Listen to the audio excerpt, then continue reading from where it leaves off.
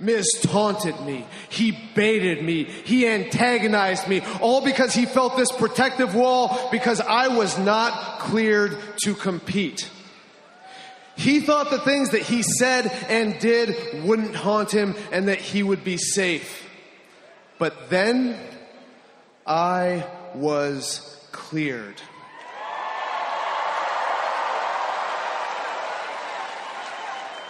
And that protective wall came crumbling down. So what did he do? What lengths did he go to?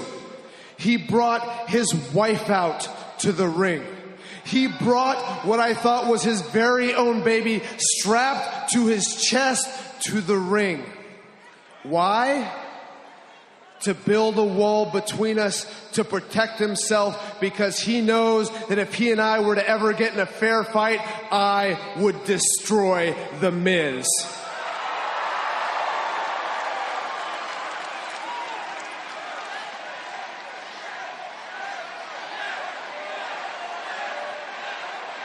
If you think I'm wrong, come out here and prove it. Because I'm out here in the ring all by myself, and I would love nothing more than to punch you in the face right now. Daniel, up here, hi. I thought you would have known and learned from your time as SmackDown Live general manager that you're not in the indies anymore. This isn't a high school gym where you can call me out and I'll walk out there and we'll fight. No, I'm an elite talent. If you want to fight me, you have to earn your way to fighting me. Just being on the set of your reality show or whatever it is that you're doing, all that shows is that you're hiding.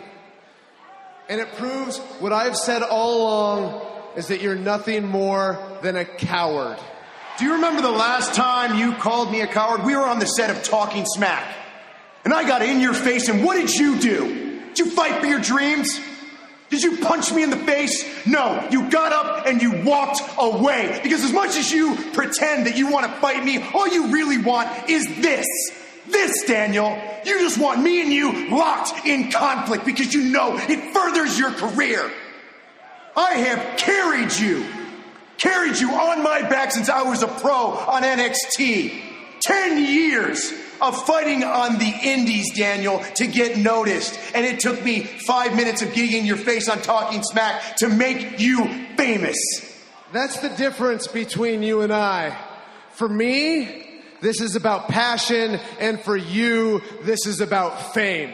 And nobody will ever remember you as a great superstar because you are too soft.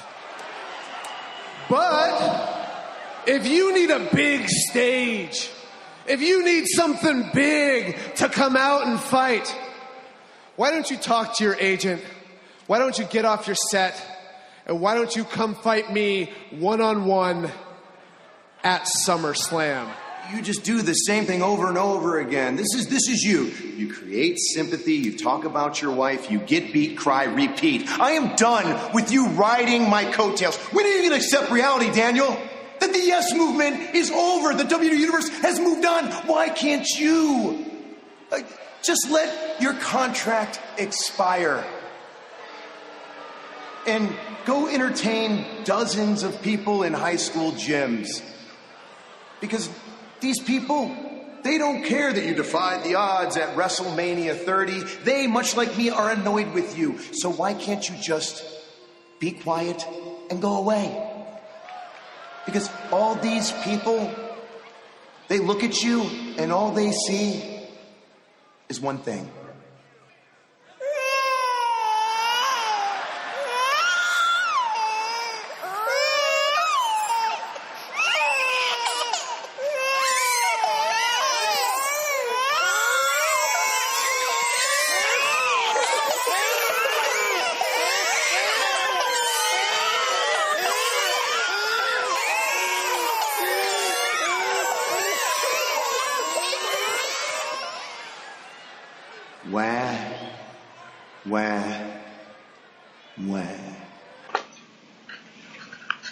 Welcome, everybody, to episode 117 of the Josh Lopez Wrestling Podcast.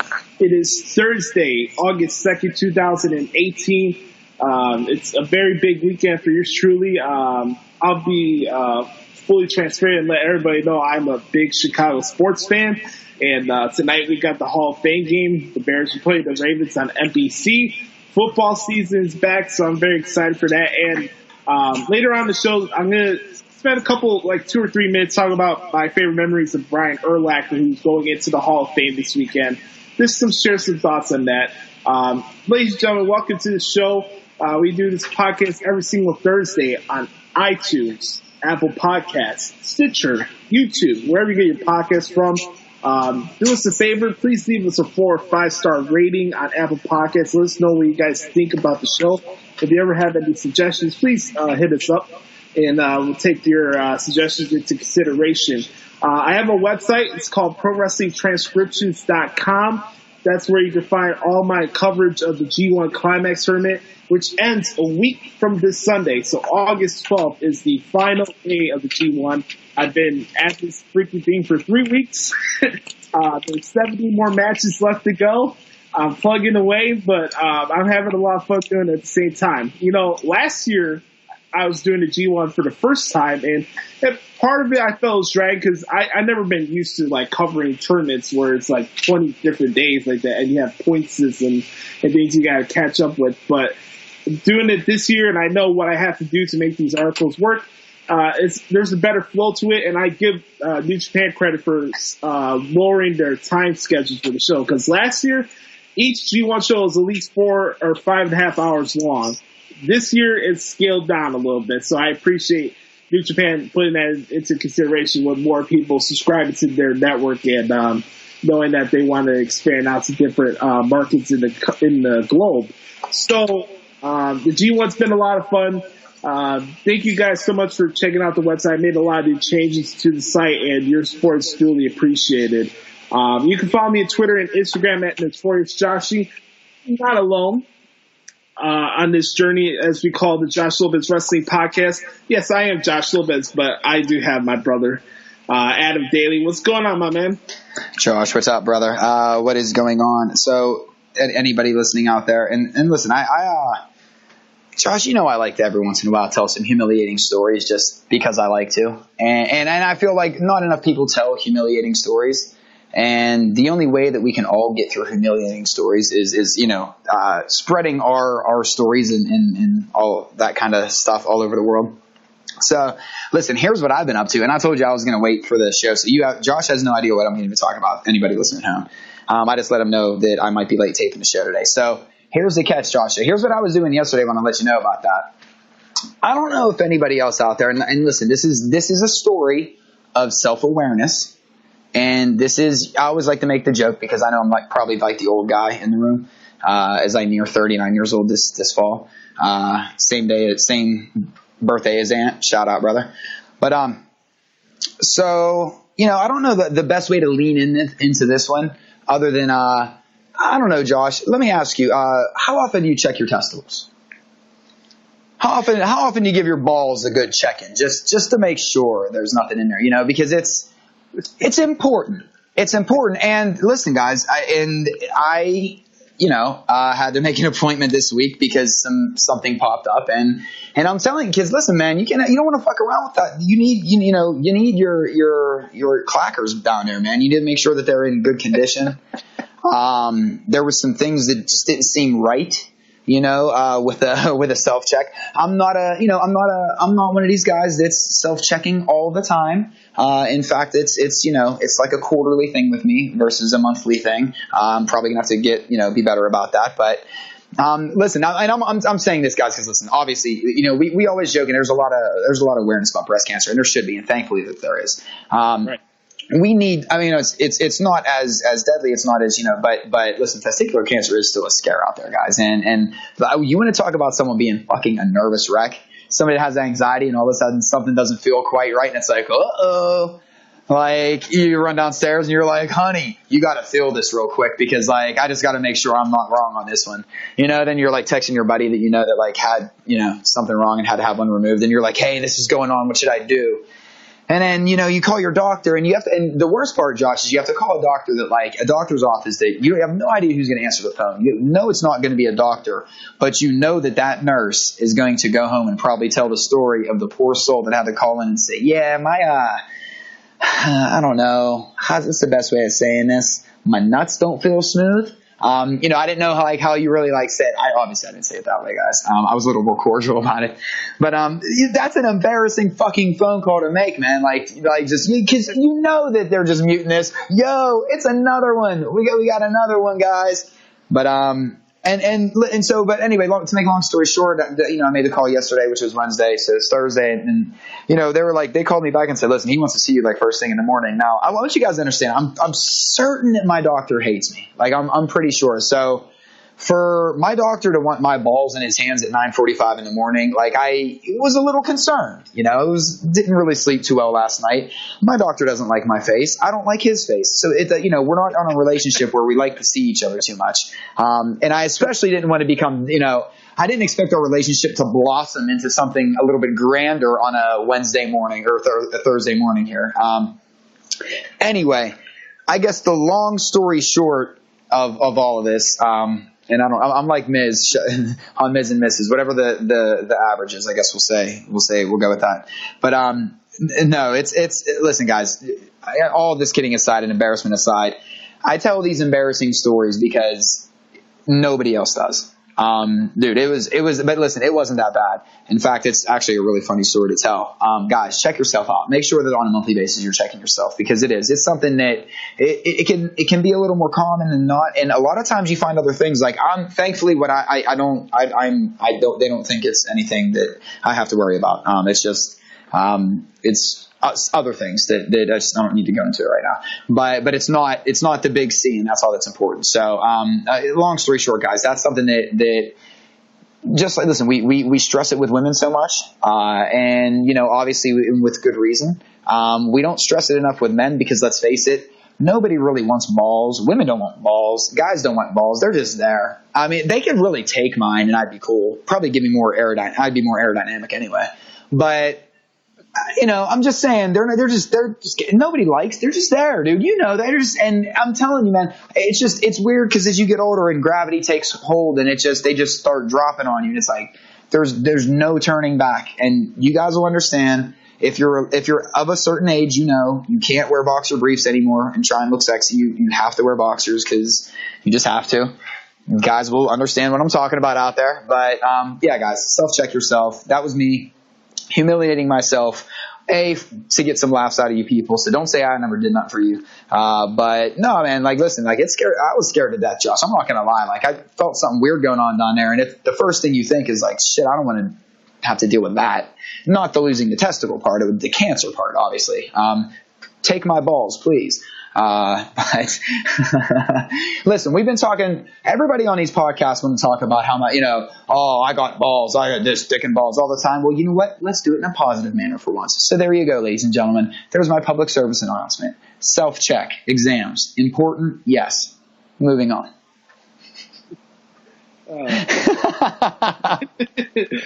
You're too much. I had my fair share of physicals back then when I was playing high school football. You'd have 2 or 3 different physicals depending on different sports you play during that time period. And I don't know if I've had any anxiety like you had this morning, but geez. Yeah, well, I made sure that I was. I took my medicine, wink, wink, before I went to the doctor. So I was more in making him laugh than anything else. I mean, I felt it was the least that I could do. I mean, he's sitting there, fondling, groping. So I felt like I could at least make him laugh a little bit. I couldn't pay him money, so it's the least I could do. But listen, dude, that there is something extremely not even humiliating, but you're thinking to yourself, what am I doing?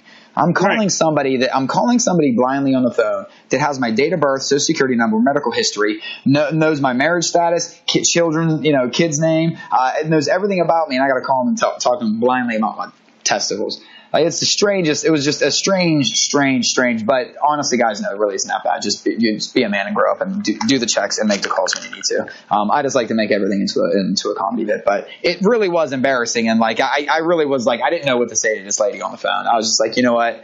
This is going to be bad when I walk into your office tomorrow and I have to like look you in the eye because like I don't know what I'm saying right now. So can we just like just make the appointment sometime? But yeah, so check your balls. You nuts? Yeah, check your balls. Besides your cervical anxiety, how was your weekend? My cervical, yeah, it's. I'm getting polyps in there, dude. No, no, man. Listen, the weekend was crazy too. We were gonna actually go to a Pirates game. Then I looked at pirate ticket because the Mets were in town. There was nothing. We were just like, whatever. It's just, we're going to take our daughter up to a game just for the hell of it. And then we realized that for some reason, like the cheapest pirate tickets are like $18. Like, and that's, I don't even know. The Pirates aren't worth that. And we also noticed it was Faith Night. This is something I wanted to pick your brain about, dude. It was Faith Night at the stadium. So that was an instant, we're not going to show up for that one. But this is the reason they had a Faith Night, and this is true.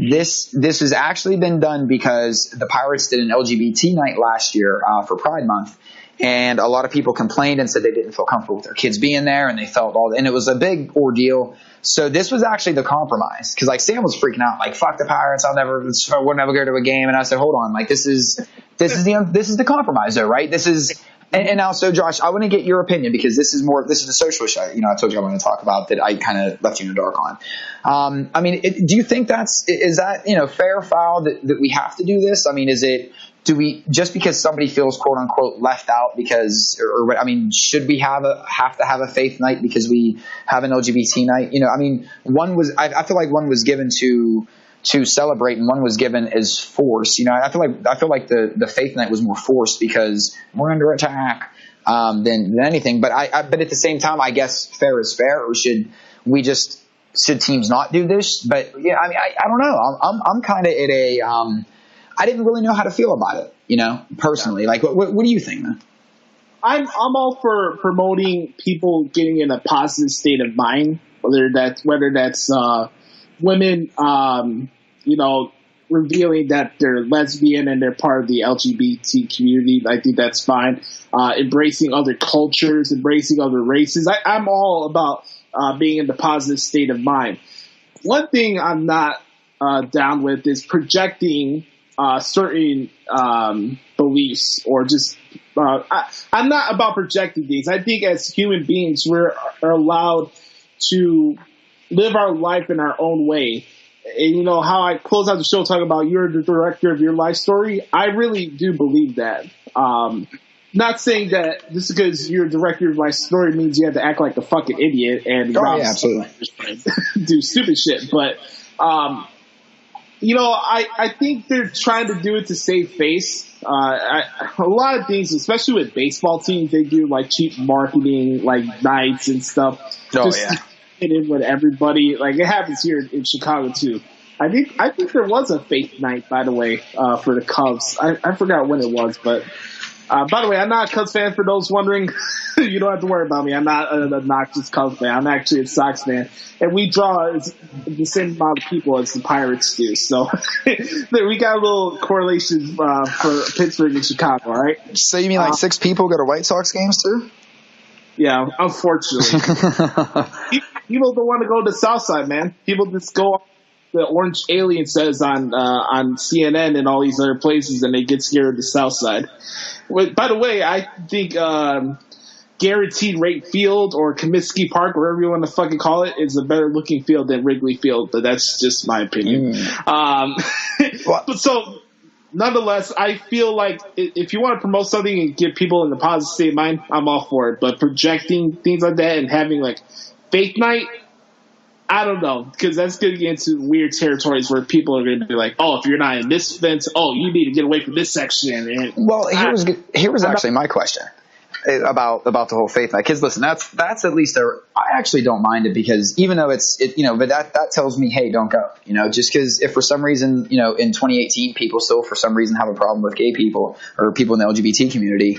I mean, whatever. That's your choice to not go to that Power game that night. So I have no problem with that. But here's where here's the question that I would like to ask. It sounds great having a faith night, but what if somebody threw a carpet down and dropped and started praying to Allah? I wouldn't have a problem with it. However, I'd love to be a fly on the wall to see the reactions, and that's all. And I just think that when they say faith night, like this whole religious liberties bullshit that's going on with the government right now, and by the way, people, nobody's religion is under attack. Like, Christianity is not under attack. I've been yelled at for almost 39 years for not believing in a religion. Like, people come at me during the holidays to yell at me because I say happy holidays. It's not like I'm infringing on anybody's bullshit. And I include New Year's in this. So, like, stop with the whole, like, there's such a victimization of oneself in this country right now, you know, because of their thing. But Josh, that is my fear more so than, you know, kind of, you know, because listen, I can take a step away from the Pirates and just be like, you know, not a big deal. To be honest, the $18 price tag to see Pirates baseball was a little bit, which I know $18 isn't that much, but it's the Pirates, and I think the Mets won 4 games all year. So since they're whatever they did at the beginning of the year, but yeah, man, my concern is more. Listen, Faith Night sounds great, but Pittsburgh's becoming a very diverse city, and listen, and other cities are very diverse. This is because this is a diverse fucking country. And, you know, faith doesn't necessarily mean Christianity, and that's the ruse. Is I feel like everybody would go thinking it's a Christian thing. However, once other faiths pop up, then they even feel more uncomfortable because, oh my God, there's somebody, you know, it's just, I don't know, man. That's where it gets ticky tacky with me as far as that's why I like to leave religion out of everything, because it tends to make people argue more than dirt sheets and politics. But hey. What do I know? You gotta do what makes you happy, but don't bring other people down in the process. That would be my PSA for this week's episode. Yeah, well, I totally support people's religion, man. Just because I don't, you know what I mean? That's the thing. Just because like we don't practice doesn't mean I don't support it. I want people out there to like understand that. Like, absolutely, it's something. When it's a part of your life, it's a part of your life, and I get it. Like, I'm not ever going to take that away from somebody. That's why I don't mind that they're doing a faith night. You know, it didn't hit me like people would say it would hit a progressive liberal. Them damn liberals and their LGBT now. We're going to show them. We're going to have a faith night. None of them Muslims going to be there though. I'll tell you that. Woo! Ladies and gentlemen, that's a Beaver County bar on a Friday night. Beaver County, Pennsylvania. Thank you. As I curtsy.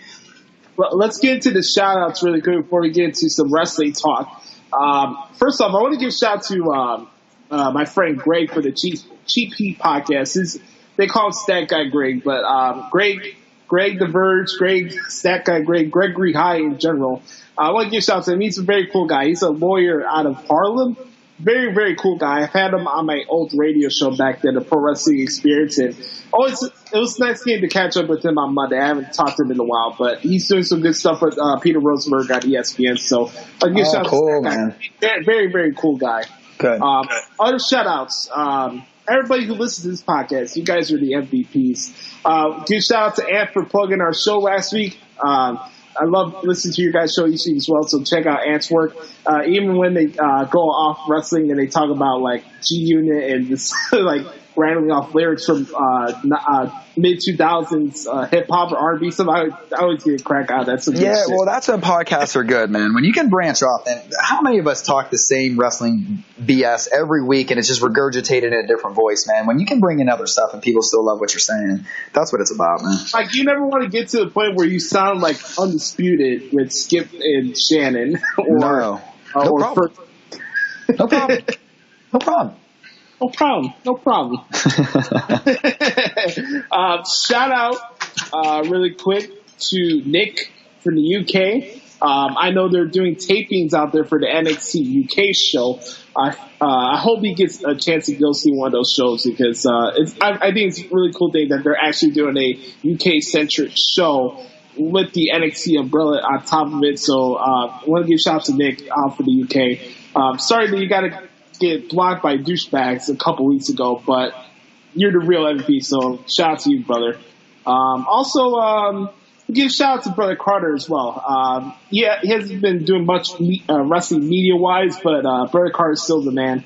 That guy's He's smart. Director of Operations. Yes. The operational director. Yeah, so that's pretty much it for shout-outs. Everybody who listens to the show, you guys are the real MVPs, man.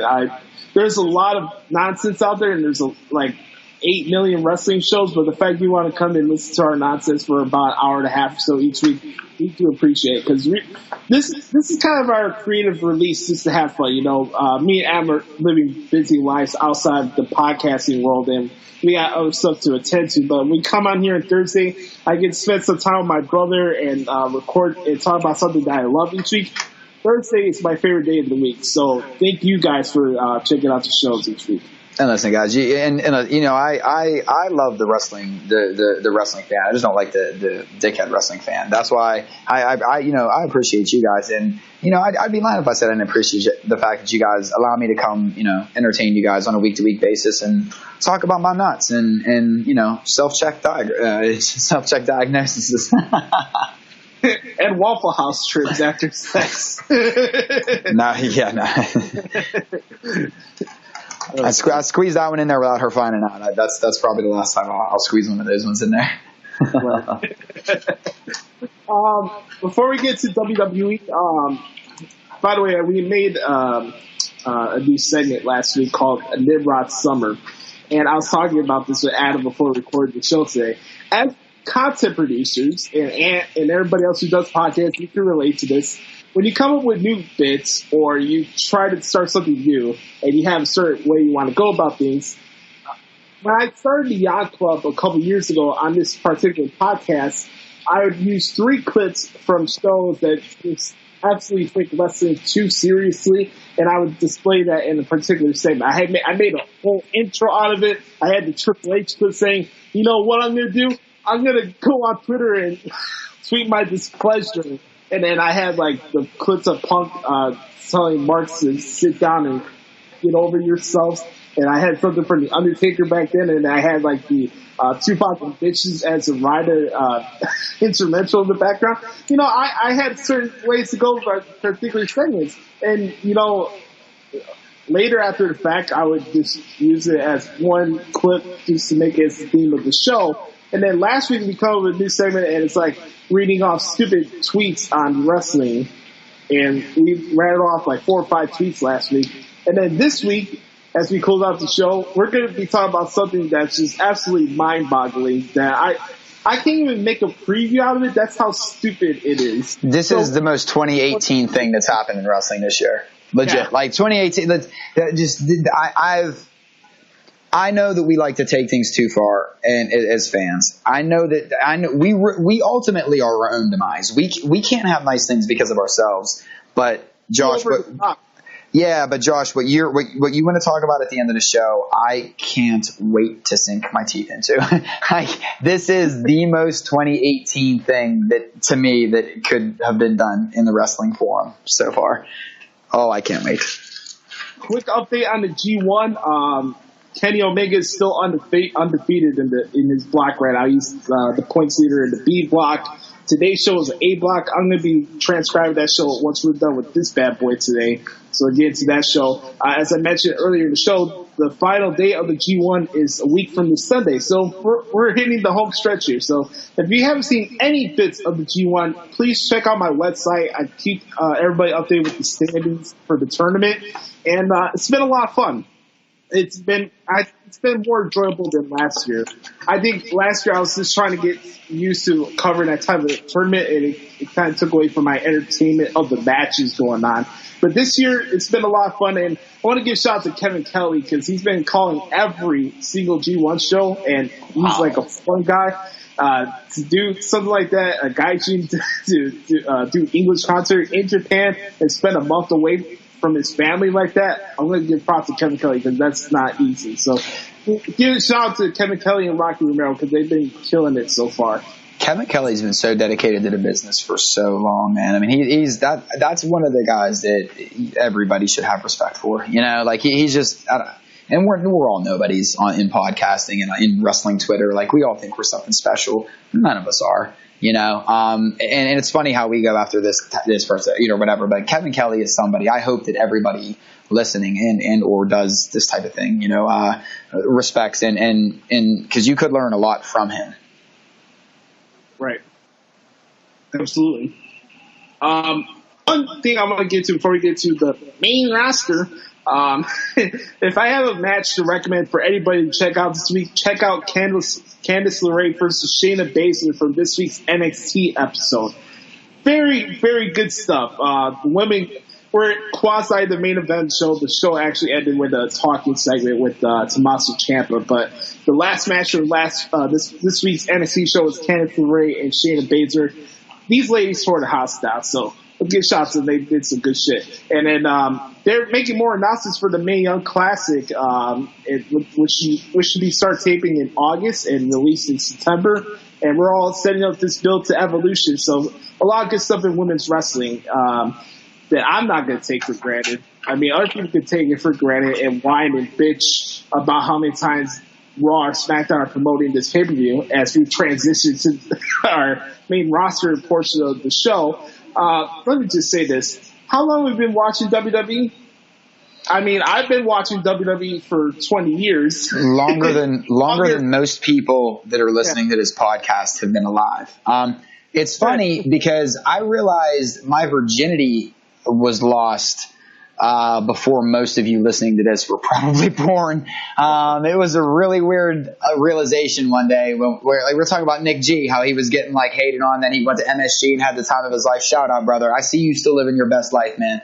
But it's weird because I'm pretty sure you were born after I lost my V card, and that makes me feel fucking old.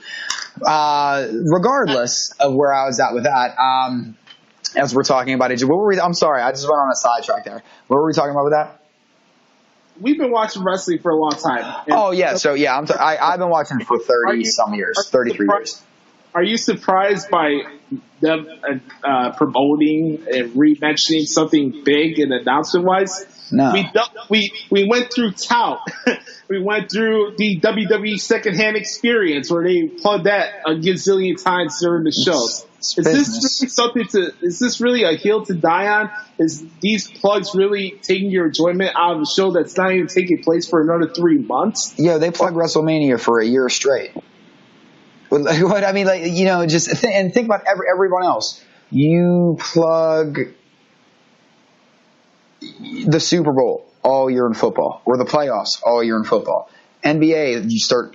How long do they start with the All-Star game voting with NBA, right. Major League Baseball, and in hockey? Because I'm actually asking because I don't know because I don't watch. I'm other than football, I kind of wipe my hands clean of watching too much sports. Social media, it's even more now. That's what I'm saying, man. It's just so I don't see how it's any different than anything else that we watch and or they started running. They start running promos. That's like saying, "Oh man." Why run a teaser trailer for a movie that ain't even coming out for like 9 months? Think about what you just said. You know what I mean? Right. Like, my question for you guys this week is, do you want Evolution to be treated as a big deal? Because if this is really that big of an issue for you, you're not going to enjoy Evolution one way or another. I talked about this a couple weeks ago when they made the announcement. We're going to find ways to make sure that we don't enjoy this show. And it's unfortunate with where we are as a fan base right now. I know I'm going to enjoy it. I know Adam's going to enjoy it. I know people who enjoy women's wrestling for the matches and their storylines are going to enjoy it. But, some factors going to lead into a dumb chant during the show. Mm-hmm. Something promotion-wise is going to take you out of it because it's shoving down our throats. Well, and my thing is the 2015 hot takes need to stop. Yeah. We need to come up with some new material, ladies and gentlemen. Listen, there's a lot of truth in what Miz said, and we'll get to SmackDown, but there was a lot of truth in Miz's promo from the other night, and a lot, and I was talking to somebody on Twitter the other day, and there's a lot that in hindsight I look back at, even like the Royal Rumble 2014. Not to bring up a whatever night, but if you look at just that night in history, right? You had in one night, you had CM Punk leave the company. I mean, it was the next day, but that was CM Punk's last night. The fans kind of turned on Batista, so they had to shuffle around what they were doing with Batista. The fans, I mean, the Daniel Bryan stuff was already going on, but that was the night. I mean, the crowd really went nuts because Daniel Bryan wasn't in the Rumble. That's why we hijacked the Rumble. During John Cena versus Randy Orton for the WWE Undisputed Championship, we were chanting, "We want divas." So, I mean, you could, and then the Roman Reigns pop was like the lesser of three evils for us. It's not like Reigns was getting the pop because Reigns was over. Reigns got the pop because we didn't want Sheamus or Batista.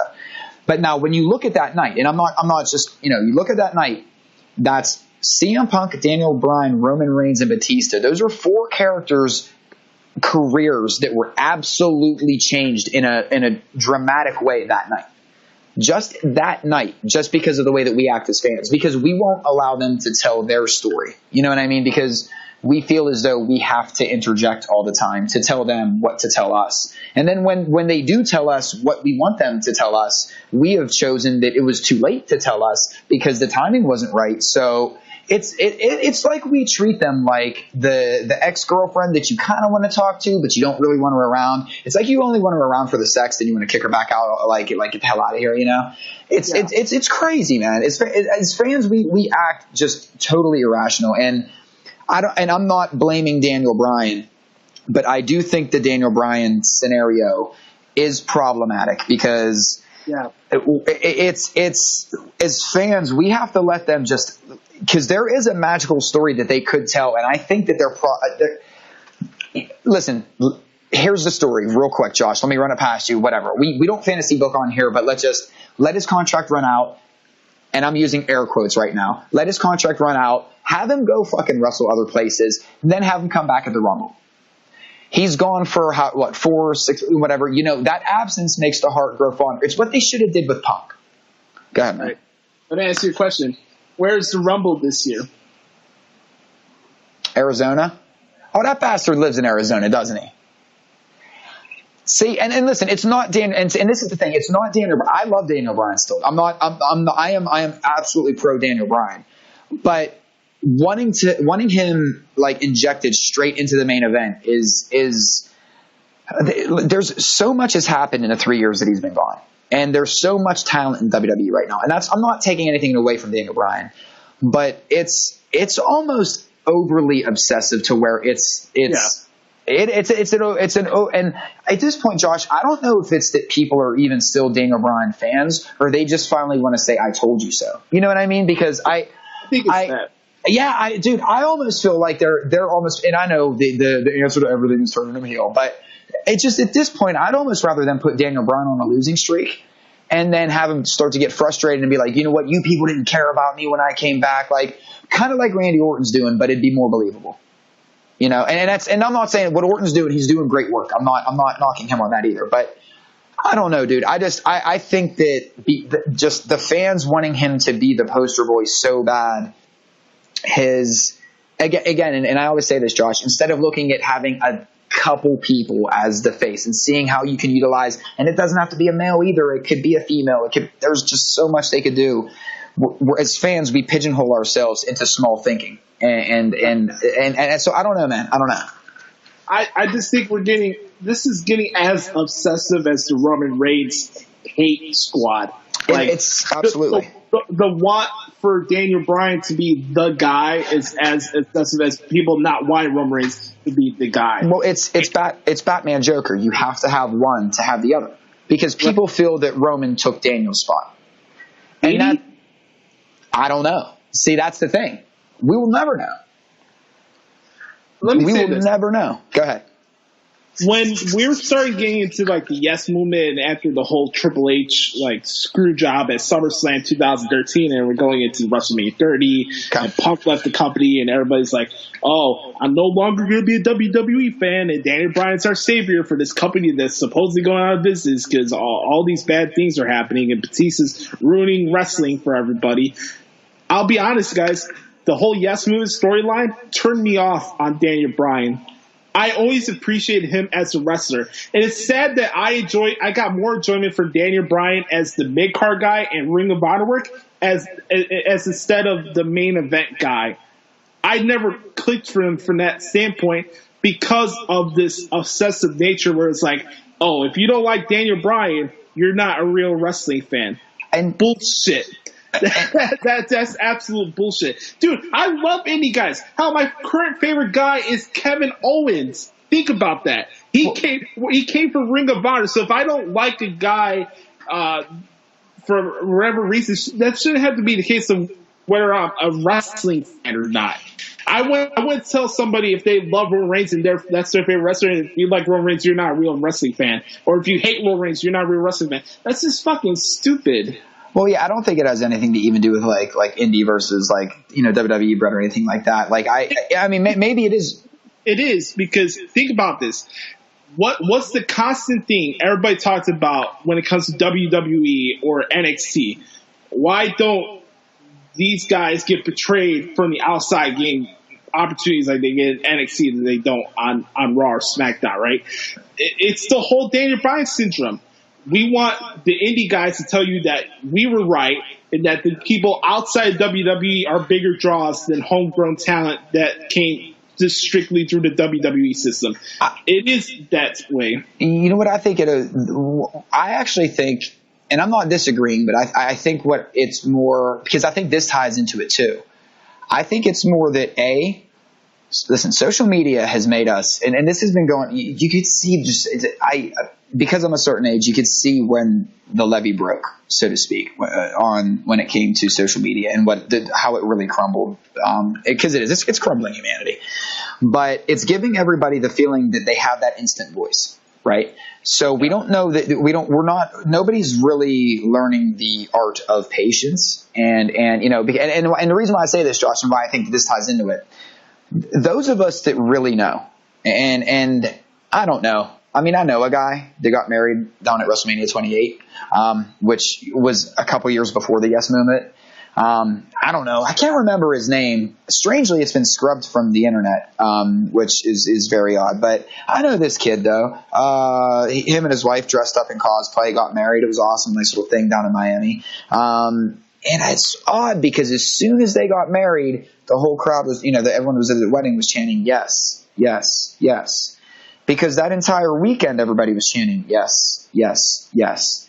And to be fair, the Yes Movement started in Miami, Florida at WrestleMania 28. It had nothing to do. The manufactured version of the Yes Movement, and that actually is what I feel like this is there's so many layers to why the Daniel Bryan situation became a complex issue for WWE.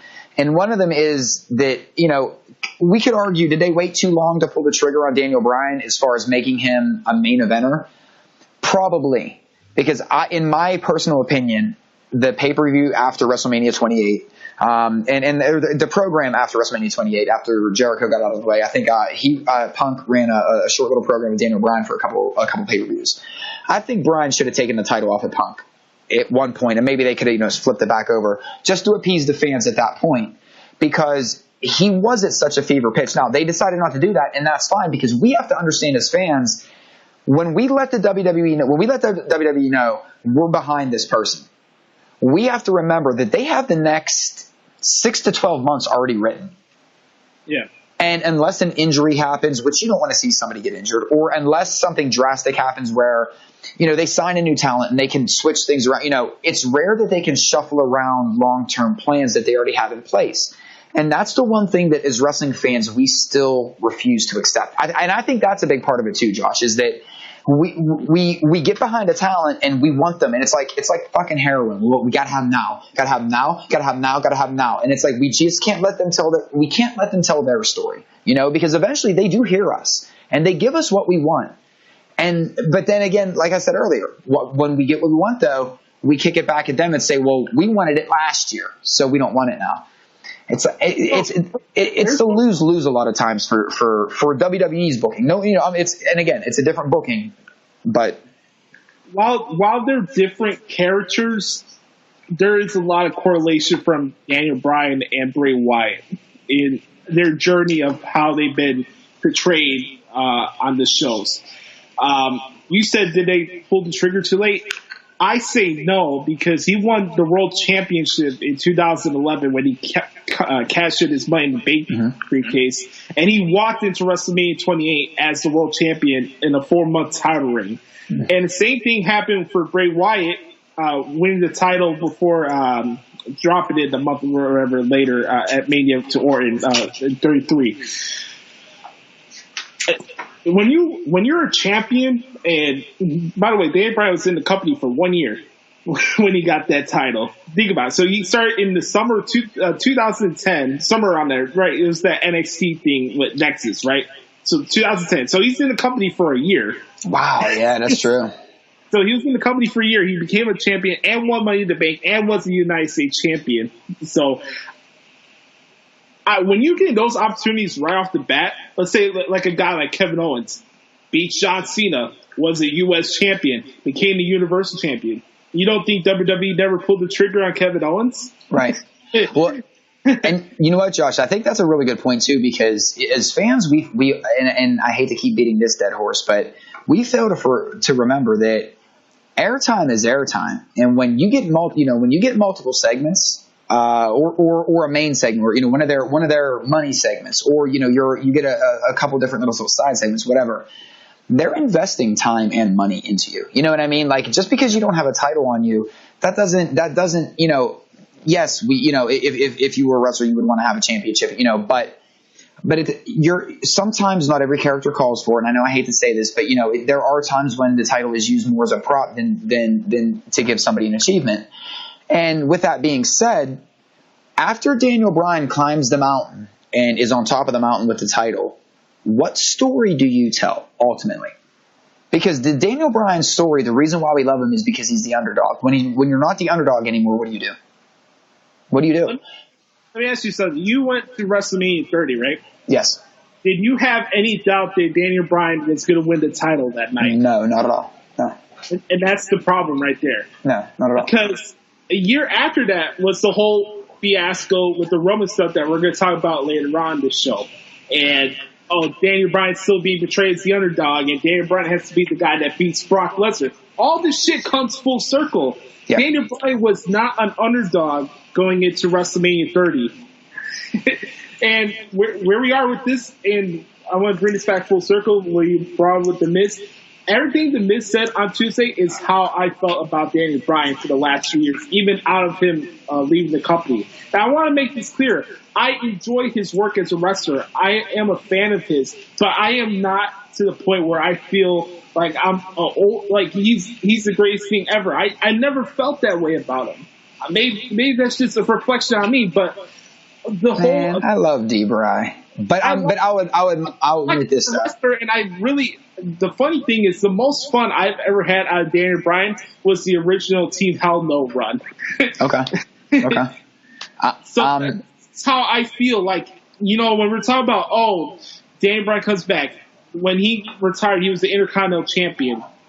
He comes back this year. He has a match with Kevin Owens and Sami Zayn. And Shane McMahon, a big attraction match. It was a big attraction match at this year's WrestleMania. So even after that, people are still like, WWE doesn't see the full potential of Daniel Bryan. Are you fucking kidding me? When you bring Daniel Bryan back to the company and he's an attraction piece and selling point for that WrestleMania this year, how are you not seeing what he is? Well, and let me ask this question too, because I think that this is part of it. And again, I hope, and Josh, you know this, but I mean, anybody listening, I hope they know this is obviously nothing against. This is the fan reaction towards Daniel Bryan. This has nothing to do with Daniel Bryan or the person Bryan Danielson or nothing like that. This is just the the overall fan reaction. Because I feel bad for Daniel Bryan, because with the injuries and timing, and it just in a way, this is there's a lot of ways the Punk WWE situation was just toxic and sometimes just things aren't meant to be. On a yin and yang kind of scenario, I almost feel like the Daniel Bryan situation is the complete opposite. Like, he is the ultimate company man. He is the ultimate yes man. He'll do whatever, he'll do whatever. He was different. His mentality is a little bit different than Punk's, but I feel in a way like when Punk left, because Punk kind of made Daniel Bryan the chosen one, I feel like that is a lot of it too, dude. I hate to say that, and I'm not trying to but I do think they're in a way that was like since Punk left, he has to be our savior. I feel in a lot of ways Daniel Bryan is a lot of Robin of WWE. If you want to bring this to a Batman or Joker universe, where Punk was the Batman, and even to the point he got so pissed off and he had to go on his own terms. And Bryan, like you just said, was the chosen one. Wasn't Robin the chosen one for the Batman universe? Well, I mean, he left and became Nightwing, and actually some of the Robins hate him. One Robin got killed by Joker. Hey, it's a long story. Yeah. So who would that make Joker then? Would that make Cena Joker? Or would that make Triple H Joker? I say Miz is the Joker. I don't know if Miz and Punk ever had, because you need that. But if we were talking about like Daniel Bryan being the Batman, absolutely, Miz would be his Joker. In a way, though, it's just so hard to argue with the Miz's points, and he does. He strikes so deep and so on point. On SmackDown, I really connect to that promo because everything Miz said, I agreed with. I just felt there was a lot of truth to that. So. Hey, there's a lot of truth to this. You damn sure I got Ms. and Mrs. on my DVR recording schedule so that it automatically records every weekend. Me and my wife are addicted to it already. Yeah, it's funny. I love the first episode. I haven't got a chance to watch this week's episode. Ms. and Mrs. doing some good shit, so I'm very happy for Ms. and his family to get this type of spotlight in. Making new stars, man. Papa Mizan is getting some big love these days. That's so loud. Let me say this really quick before we move on to the next topic. This week on the shows, stuff that stood out to me that's not like major, like storyline wise. I really enjoyed the stuff they did with Ronda Rousey and Alexa Bliss and the build up they're having for their feud right now. I thought some really good stuff in that. I thought both shows were good this week. When it comes to like building their storylines for SummerSlam, WWE did a good job this week in establishing what the feuds are. By the way, for those wondering, we have 8 matches already announced for SummerSlam. I can go over it really quick for you guys. Alexa Bliss, Ronda Rousey for the Raw Women's Championship. Triple threat, Carmella, Becky Lynch, and Charlotte. By the way, Charlotte came back to SmackDown this week. Let me ask you this. What did you think about the whole Charlotte involvement this week? You know what? I'm okay with it because I feel listen, I don't really care about like how many participants are in a match or whatever. I'm not going to like pick them apart that way. If it is used, and obviously it seems like it's going to be used correctly. If there's storyline direction for it, absolutely. If they're just throwing her in just to get the name recognition, okay, then maybe I would, But it looks to be that they definitely have something planned with Becky's character, which is and it's so intriguing. Yeah, man, this is cool. This is a cool little storyline they got going on. So, no, I'm openly welcome to that. Yeah. Yep, Charlotte Carmella got to main event SmackDown this week, so I thought that was pretty cool. Other stuff for SmackDown, the Bar and the Usos had an awesome-ass match in their tag team tournament they got going on. Next week will be the Bar versus the New Day. The winners will face the Bludgeon Brothers at SummerSlam for the SmackDown tag team titles. Yo, I still need to get an Uso shirt, man. I meant to. I should have got the one when they were in Pittsburgh where it said Pitt since day one. Whatever. So I know the Usos are Florida boys, man. They're getting a lot of pops this week, especially that little backstage vignette they did before they came out. I thought that was really cool.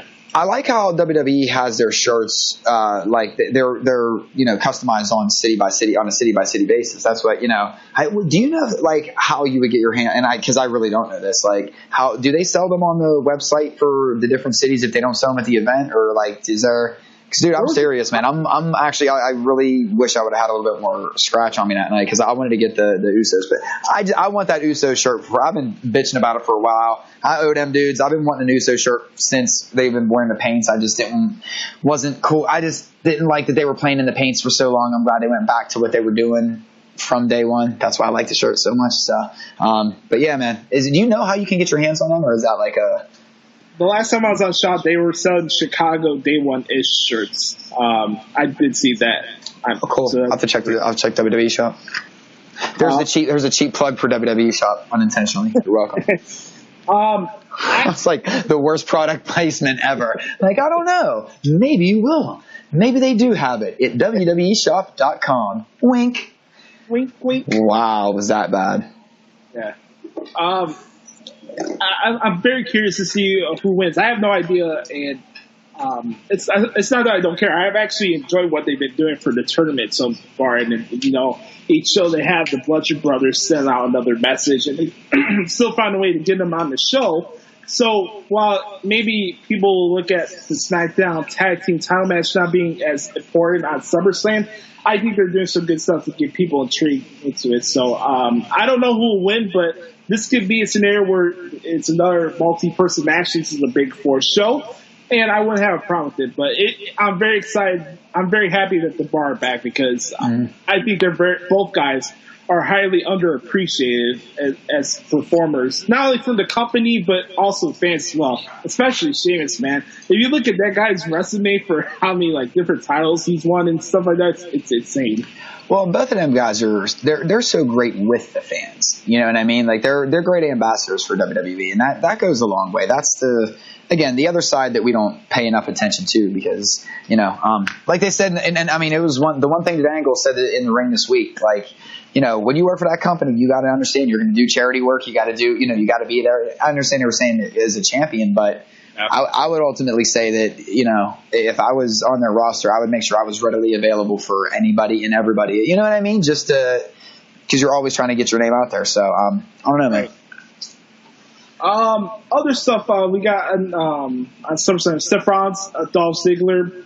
I think both guys are going to have a chip on their shoulder going into that show after what happened at Extreme Rules. I heard Dolph talk about it on Twitter and stuff about the disappointment he had about the match, and it messed up with his head of like how he wanted to go about different sequences and stuff. So I think both guys are going to go into Brooklyn with a chip on their shoulder. So that'll be fun. I'm still kind of holding hope that we may see Bobby Lashley and Drew McIntyre because I think both guys to have a spotlight like that on the show would be very cool for both of them. And by the way, shout out to Drew because him and Seth Rollins had another good match on Raw this week as well. I know that I watched Dolph Ziggler get absolutely shredded by Sarah Tiana this week on Roast Battle on Comedy Central. Now, listen, though, I want to say this. Ziggler had some nice jokes, and it's one where you could tell Ziggler was like nervous. He was sweating a little bit, but I want to give props to Ziggler because it's when you step out of your element. And I know like Dolph's trying to break into comedy and stuff like that. And I hope he can break it through because he had stage presence. He absolutely knew how to connect with the crowd. You could tell he was like charisma through the roof. Some of his jokes missed, but some of them were like real good. Man, it was really cool to see Ziggler on there, man. Like it was fun. Like I couldn't actually believe that. Like when I was watching the main roast for Bruce Willis, it's like, wait, is that really Ziggler? Like that they're previewing for this? But so there's your outs because outside of wrestling guys, I like to watch these men and women too. But yeah, man, Ziggler was good. But Sarah Tiana is a wicked roast comedian. So he kind of had the deck stacked against him. Right. That's wrestling related, right? Yeah, it's wrestling. One of the matches I'm most looking forward to, and I think will have a big factor on the show as a whole, is Braun Strowman and Kevin Owens. Mm-hmm. They got the Money in the Bank briefcase. I think this is the wild card match of this show. I talked about this the other day with Jeremy. I have a feeling Kevin Owens is walking out of Brooklyn with the Universal Championship. No matter who wins from Brock or Roman, I think Kevin's going to find a way to sneak out of Brooklyn with the title. See, you know what? It's funny because we always say, like, we get the knock that, oh, you guys don't ever say anything bad about WWE. And, this is actually something that I despise. I do. I hate when the briefcase is on the line in a match. I've never been a fan of it. To me, it's you win the briefcase, whatever, it's yours. It's it, But with that being said, though, this is a really, really intriguing way to put it on the line, though. So I'm not mad at this at all, man. Typically, I'm against these matches, but I'm not going to lie. I think this is why they're putting it in there. They want us to believe. And you know what, man? We'll talk about this more as SummerSlam approaches. I'm not necessarily going to disagree with you because it only would make Braun Strowman stronger in a way. It just feels like there's a faction forming. And I know it just feels like there's been a lot of little. Talk about that for the last couple months. I've been on. I don't know, man. It's just that sometimes and that's why little details sometimes do matter. Sometimes they just don't, pan out. I feel like what's happening or what might happen with the Universal Championship.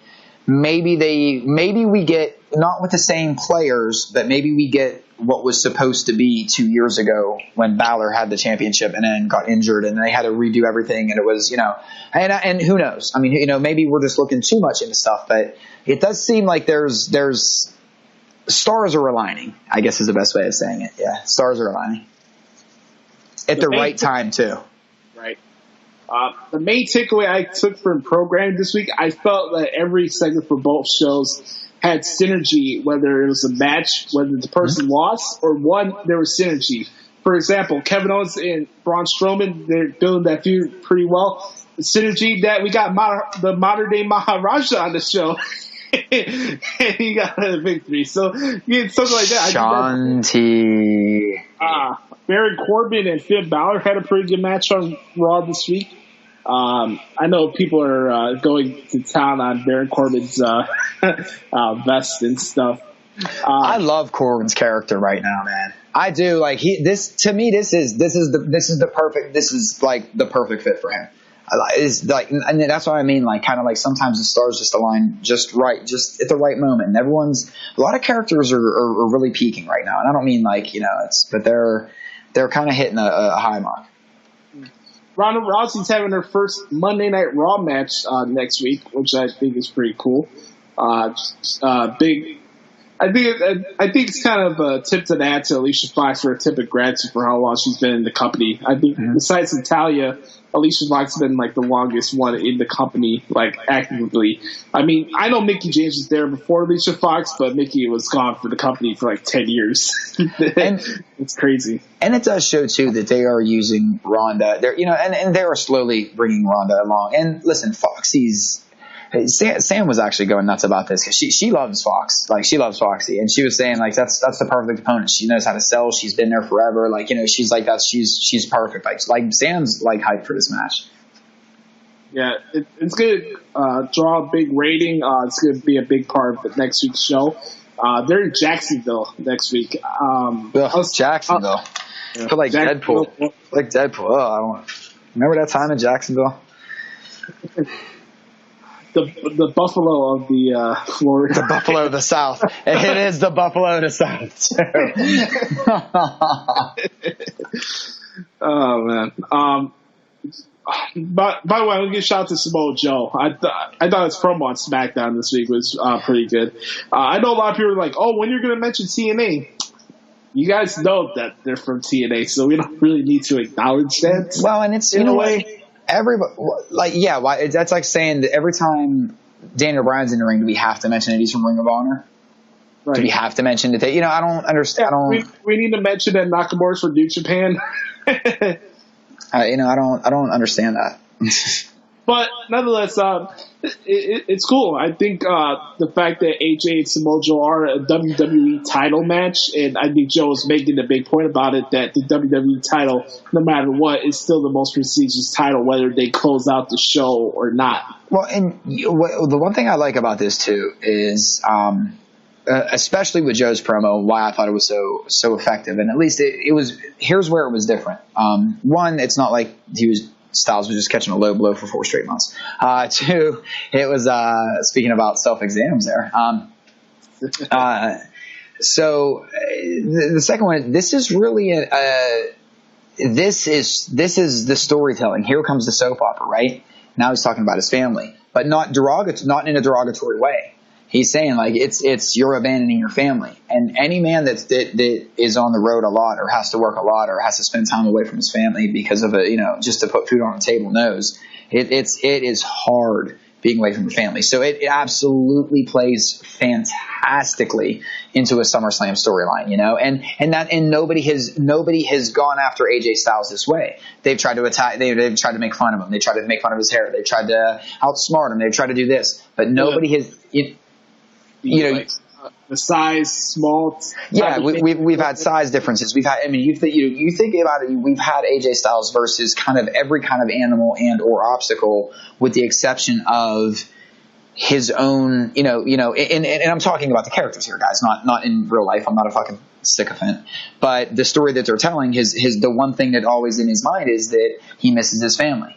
That's the greatest distraction. You know, that's Samoa Joe absolutely hitting the heart, man. And so that, for me, I thought that this was a great way to really get this feud going, because, you know, the sneak attack was great. And that's exactly how it should have started. But this is just a different angle on Styles, man, that it's going to be fun to watch this one play out the rest of the way. And I want to make this point too. I mentioned this on Monday. When you have a Big Four show, you're going to have rematches. I'm not going to go on a rant about that, but I think we understand that we're going to have rematches, and that's where you have conclusions to feuds. I think we would understand that by now. I think when you have a takeover show, when you have 3 months of tape programming, you're allowed to change different things on the fly in case somebody's injured. That's where you get the fresh matchups all the time, and they're not doing pay-per-views every single month. You know, WWE's telling longer storytelling. NXT, yeah, you may have one storyline here or there, but it's matches. Right. There's really not that much of a storyline at NXT. I mean, for the stuff I watch each week. I mean, the stuff with Johnny Gargano and Tommaso Ciampa, that stuff's awesome. And right. then there's Aleister Black, and that is a good storyline. I'd say that storyline is but that's its own separate life force right now. Most of the storylines in NXT are just about the matches, and Shayna Baszler is the main example of that. She rates everybody in the division how she's better than them, and matches and this and that. So it's just different strokes for different folks. So yeah. So SummerSlam, yeah. It's a Big Four show. You're going to have conclusions to feuds. I would hope so. Maybe you have to start some new feuds. You never know. You never know who's going to show up. I kept talking about Dean Ambrose popping up at all these different shows, and it hasn't happened yet, you know? Jason Jordan hasn't shown up yet. Yep. There's different factors. You never know who will show up at these shows. So there's a lot about this pay-per-view that I'm excited for that I don't know a lot of the match outcomes. I don't care about the match outcomes. Like, you should be patting yourself on the back if you get every single match right on this show. But I'll say this as we wrap up this week of programming and we get to our final part of the show. The one thing I'm excited the most for SummerSlam is that while, yeah, there's a lot of rematches on the show, I think all matches on the show this year has a story behind it that people are invested into it. So that's my excitement going into this year's SummerSlam. Yeah, man. I mean, SummerSlam right now for me, I'm just kind of, you know, and I understand what they were trying to do with Lesnar the other night, and realistically, they had to take Heyman. Listen, I still don't know what's going to happen in Brooklyn, because it's still going to be the SummerSlam crowd, not a Florida crowd. I mean, and not, you know, whatever. It's going to be much, much different. I fear that the crowd still might cheer for Lesnar or whatever, you know. And I'm not saying it. I guess I get it or whatever, but I don't really understand it at this point. You know, when we're just supposed to boo Lesnar. Like, I don't know why we're going to cheer somebody that's leaving. Isn't that the knock on Punk fans? Anyway, right? He deserted the company, right? He left all of us. He left us as fans. So, I mean, and I actually enjoyed the Lesnar character, and I enjoyed him the other night. I enjoyed that his magazine kept changing the other night. Or at least for the first two segments, you know, but I just, you know, I think that the fans have hit a fever pitch to where maybe it's time. And Josh, like we were saying before, I don't expect Brock Lesnar to get pinned, or, you know, I do expect somebody else to come in. Or, you know, don't put it past them to pull some sort of, you know, listen, this has been 2018, the year of what the fuck is going on. Who's to say that they don't get Daniel Cormier in there and he costs Brock Lesnar the match as a one night only thing? Right. Listen, I'm not, and you know, put the tinfoil hat on me if you want. That's fine. But I just think that there's money in that. You know, I mean, why rule that out as a possibility? If you can make that happen, imagine the fanfare you would get from that. And I'm talking like your ESPN spots, your every, you know, and I understand UFC would ultimately reap the benefits from it, you know, unless there was some sort of thing in there that, you know, we get X number percentage of whatever Lesnar, you know, I mean, there's business, and money men know how to talk, and to please fans, they'll jump through hoops. I mean, I'm just pointing, that's unlikely to happen, but, you know, I think that's just as likely to happen as Owens winning and cashing in too. To be quite honest, you know, I just feel like there's going to be something screwy with the way that Brock goes out, just because his whole run, you know, especially the latter half of it just felt kind of screwy, you know. So, and I've actually enjoyed most of it, but I don't know, man. Where are you at real quick before we wrap it up with like Lesnar and Reigns? I mean, well, we're about to get into Reigns, so we'll just, you know what, we'll scrap that. I just wanted to get in there that I at least appreciate what WWE is trying to do with Lesnar, and still, I just think that everyone's buying it hook, line, and sinker. And I think Monday night was the proof in the pudding that it's all been a work from the beginning. You know what I mean? Especially his attitude and stuff like that. I'm not saying Brock Lesnar is his beacon of light. I'm not saying that, but I don't think he hates the world like they portray him to be either. You know. This would be a good to this topic here. You mentioned this a lot over the years. SummerSlam is for the hardcore fans, but while we do have SummerSlam, WWE over the years has gone out of the way to get some of the mainstream attention out of different parts of the show. Whether they had like concerts during the early 2010s, or having Jon Stewart on the show. Dude, if I had to see Diddy at one more WrestleMania, and I know it's different, but it's the same. If I had to see Diddy one more time, I was so angry with so much Diddy. And Flo Rida, please stop. Yeah. But we do have our mainstream attractions this year with Ronda Rousey. Maybe Daniel Cormier does show up. I think that's cool. But also SummerSlam has their attractions for the hardcore fans. You're getting Daniel Bryan and The Miz. You're getting Samoa Joe, AJ Styles. Got Ronda Rousey, Alexa Bliss, other interesting feuds on the show. Seth Rollins and Dolph Ziggler, internet darlings. You know, This show is booked for hardcore fans right now. If you look at it right now, WWE is going to get their mainstream hits from this Brock Lesnar Roman Reigns match, though, so we can move on to that. And listen, they know that, especially Ziggler and Rollins, I think they're poised, in my opinion, to. I think these are two individuals that want to go into SummerSlam, knowing that it's a bigger stage than Extreme Rules, you know, and knowing and really show why, you know, everyone was upset about us fans in Pittsburgh counting down. Well, SummerSlam is a much bigger magnifying glass for them to show the world why we should have been counting. Yeah, and I think they'll do it. I mean, they're both amazing talents. So, speaking of Roman Reigns, he just put out the tweet, so this is a good transition to our final part of the show. Oh no! Wait. Okay, but before we transition to that, I just want to ask you a real quick question. Go ahead. I'm a super carder. If anybody plays super card out there, I play super card still, and I'm going to admit, because I don't get to watch as much anymore. I mean, I don't know some people in NXT. There's some people I don't know. What the fuck is a Lince Dorado and Tucker Knight? A Lince Dorado, motherfucker, dude. It's Lince. I figured it was Lince, but listen, in my mind, like, because I saw that he was a lucha. He was a lucha wrestler. Party. So far live. Oh my god! But all I could think of was like, these sound like two dudes that would be on Ricky Bobby's race team. Like, you know, it's like that slow southern. Like, it's not like his name's supposed to be Lance, but they call him Lince. It's that Lince Dorado and Tucker Knight there pulling up the back rear.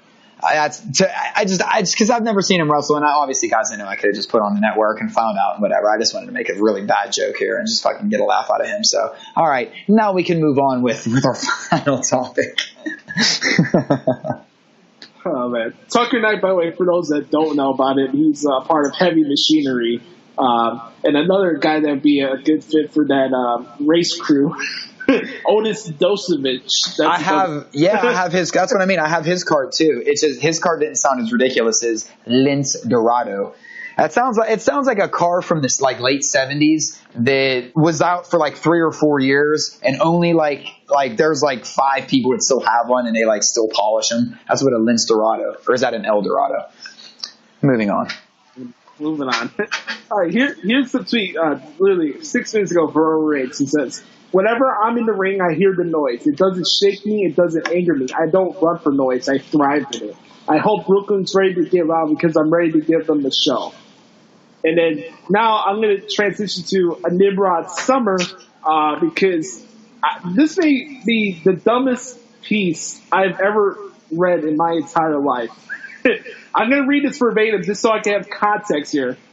We don't dish out hot takes. We actually add substance to what we're talking about here on this show.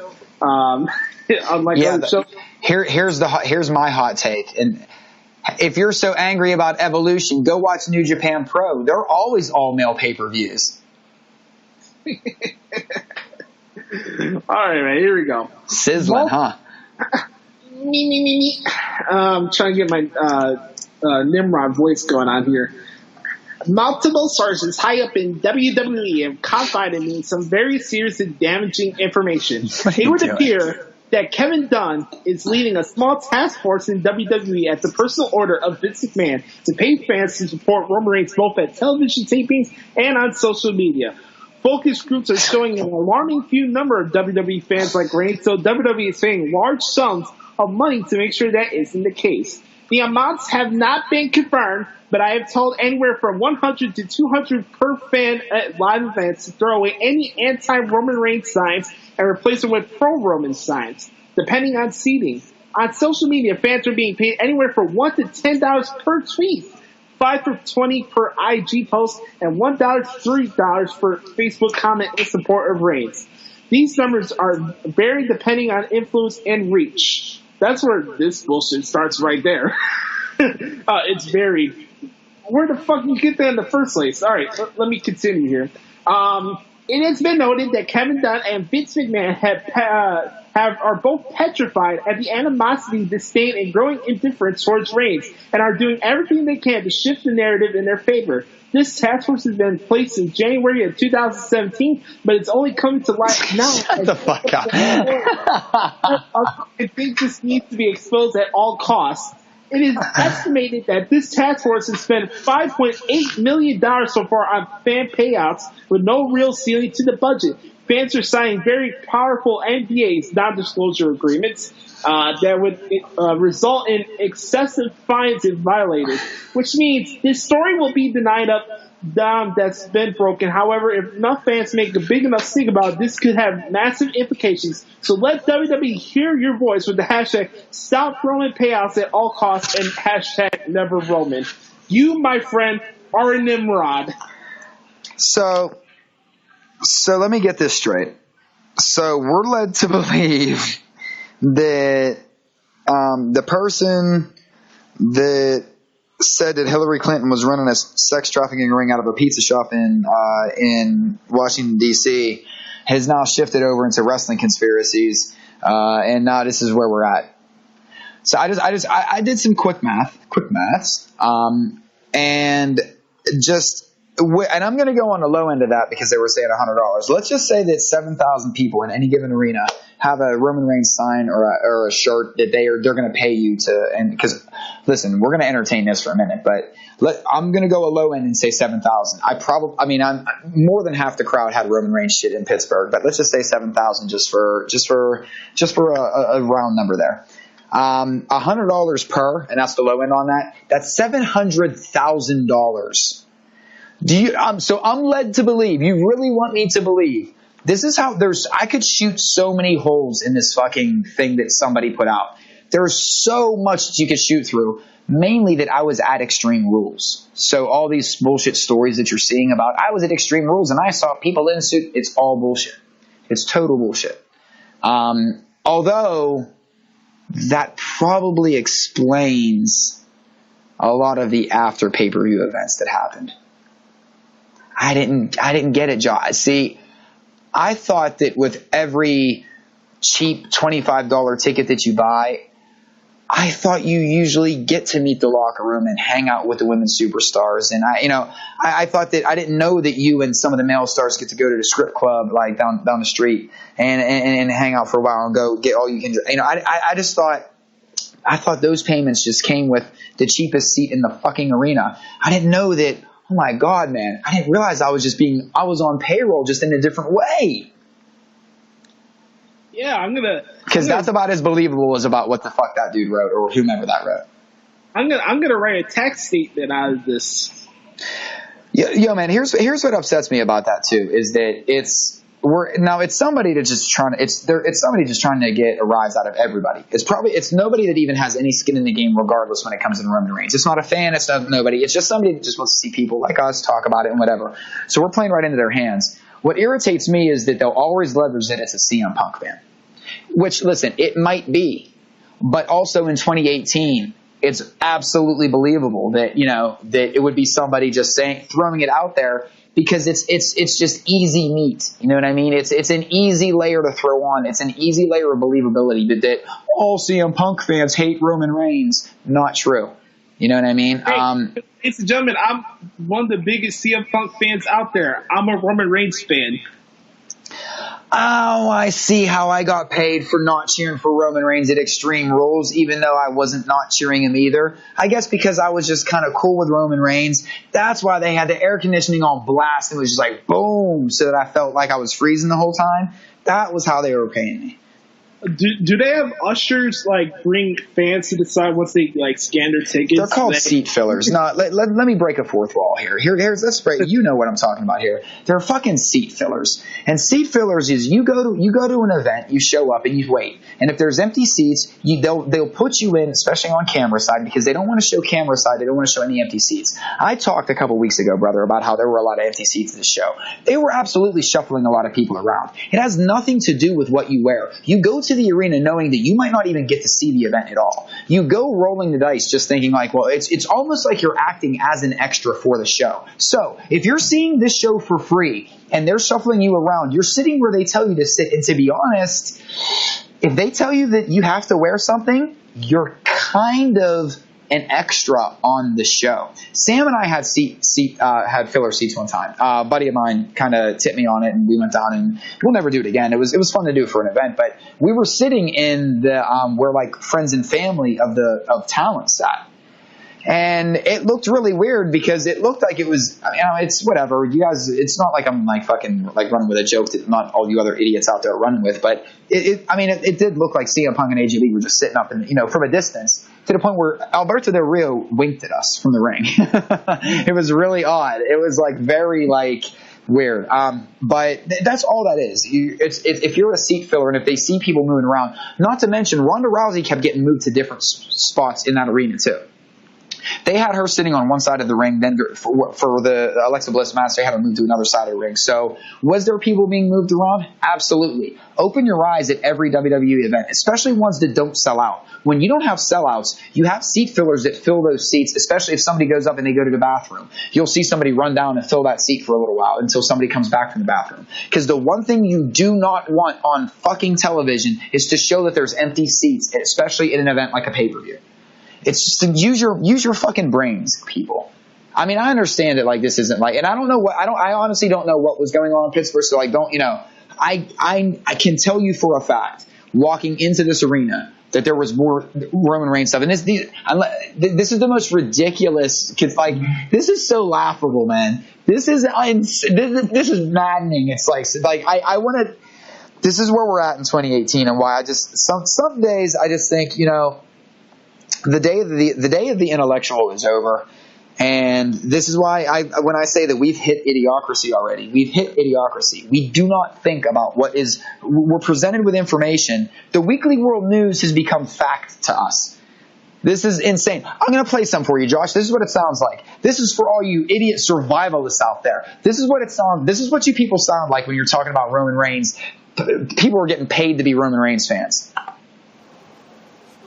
BrickHouseDoc.com and Field of Greens. We first promoted for quite a while their Dawn to Dusk, which we still love around here. slow release 10-hour energy supplement that gives you that steady boost of energy all day long. And now, of course, Field of Greens helping you live healthier because you're getting all of those nutrients that come with vegetables without actually eating the vegetables in the... I'm going to pause it right there. We're going to keep this going. You're getting everything, all the nutrients from a vegetable without eating a vegetable. These people, this is from the Blaze. You fucking people like all these Alex Jones. He's not on the Blaze, but this is like Glenn Beck and all them. All you survivalists, I'm going to keep this playing. Traditional way because it's real food in powder form. It's vegetables. And it's broken down so you can go ahead and mix it with water or any other liquid, drink it down, boom, one shot, you're in, you're out. It's convenient if you're on the go, if you're at the office. Let's say you work for a Silicon Valley company. Okay. And you're used to them cooking yummy vegetables for you for free. And now they can't because the law has been passed that they can't give you a free lunch. To encourage you to go out to the restaurants in the local community, you know. But let's say you can't afford that. Right? Silicon Valley. Let's shit on Silicon Valley real quick because, you know, conservatives. Valley's expensive to live, and if you don't get a free lunch anymore, or let's say you can't leave the office because you don't have time. No, there's no time. Any of this stuff. You can keep a container of Field of Greens at your desk in the drawer. It doesn't take up a lot of space. Just walk down to the commissary, mix it with some water, mix it with coffee, mix it with whatever you want. It's like vegetable cocaine. It is a full, snort it if you need to. It's powder form, baby. A full portion of fruits and vegetables. It's awesome. It's not a supplement. It's not a supplement. It's just something like that. It's not a supplement. It's just not a vegetable. Like medicine or nothing like that. It tastes really great. Field of Greens, brickhousedoc.com. So, and why I wanted to bring that in, guys and Josh, is because like this is legit where we're at.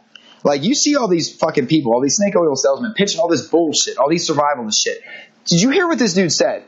It's all the goodness of a vegetable without eating a vegetable. No, it fucking isn't. It's not. Let's not fucking try and make up bullshit here. Space ice cream is not fucking ice cream. Okay, let's just call it like it is. I want to read a tweet here really quick, which will add context to what's going on here. So Roman got a tweet the other day. He's like, "Your fans are crazy, no? Question mark. No wonder you don't mind getting booed if the alternative is getting cheered by that bunch." Roman responds, "No, you just said something stupid and they called you out on it. My fans are diverse and extremely supportive. I can't say the same for the small group of vocal men who decide to hate on me when they can just support their favorites. Either way, we enjoyed this day one of relevance." Who was that? Reigns tweeted at it. Was it just a fan or something? Or yeah. Well, I mean, and ultimately that is a really good point, and something that I always talk about, Josh. This is something that it's not honest to me. Like I talk about it. You and I both talk about it. We could sit here and pick apart what we don't like about wrestling for 2 hours a week, every week if we wanted to. But what does that get anybody? You know? And to what Roman Reigns said right there, they're taking time. They'd rather boo me than cheer their favorites. So who's the star? You know, and guys, I'm indifferent on Roman Reigns. I really am. I think he's a hell of a talent. I think he puts on excellent matches. He's absolutely he's fine on the mic now. There's nothing. He's not a dude that I look forward to seeing every week. I'm not saying that so I'm not trying to play but I am that down the middle guy that's like, listen, he does good work. Just because he's not geared towards us guys. It's a variety. It's an audience. It's not 16,000 38-year-old dudes in there, you know? Right. If it was, I'd be concerned. Or I'd be ready to party. I don't know. I don't understand where we're going with this, because the more the guy gets booed and the more we get stupid like petitions and shit like this comes out, the more and more you're not going to get what you want. Because an entire generation got taught to bitch and moan and complain until they get what they want. And I keep saying that. Call it an entitlement generation all you want. But my parents were the ones that were teaching me when I was young, and I was calling into the cable company at like age 10, or the phone company trying to get money knocked off of their phone bill, and they have me like working. They're like, give me a break. Give me a break. That, and this is, but what I mean by that is that people are just going to keep complaining. And this has been going on for 4 years now. And at the beginning, I was absolutely a Roman Reigns detractor. I did not think that he, I don't want to say deserves, because I do think he deserved to be in it, but I didn't want to see him walk out of WrestleMania 31 with the championship. I was just like everybody else, but my story, quote unquote, ended that day. You know, that was like Josh. Remember, we always talked about that. I felt like he got his WrestleMania in, and then boom, it's good. It was just one of those. And I'm just an idiot fan for even thinking that, because I was just, that's back when I thought like most podcasters that don't really, that have too much to do, think about it. It was just not resentment out of resentment. It was just one of those where he doesn't belong there. And ultimately, the fuck do I know? You know what I mean? Like, unless you're in that locker room, what the fuck do you really know? I don't care who. It's almost like, and this is something I just want to get in earlier. It's almost like, see, I was never allowed to knock on this dude for when I was on a previous show. I was told I wasn't allowed, so I'm going to get a knockout on here.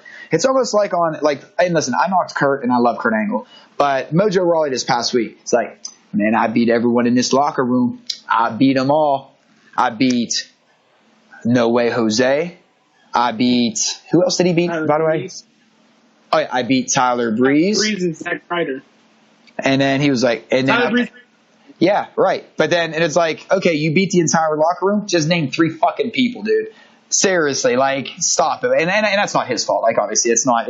But those are the things that sometimes that – why isn't that, like – nobody ever thinks to pick out those little, like, idiosyncrasies with wrestling. But what really – blows them crazy is Roman Reigns, a man who not only has had to deal with death threats, racism, bigotry, just basic. Roman Reigns has had a very tumultuous time, and I think there is a residual fact of that Punk podcast. I do think that there's a residual thing because of the Daniel Bryan movement. I think there's a lot of residuals. It's the same thing with Daniel Bryan. It's one of those where timing is everything, and with Roman, timing was everything, and it's almost like they were meant to be chaotic, because it was a sign of the times. You're right. As wrestling fans, Josh, I feel we deserve better, but we only get what the entire audience deserves, and I feel like most of the wrestling audience that's in the hardcore wrestling bubble would rather complain than appreciate.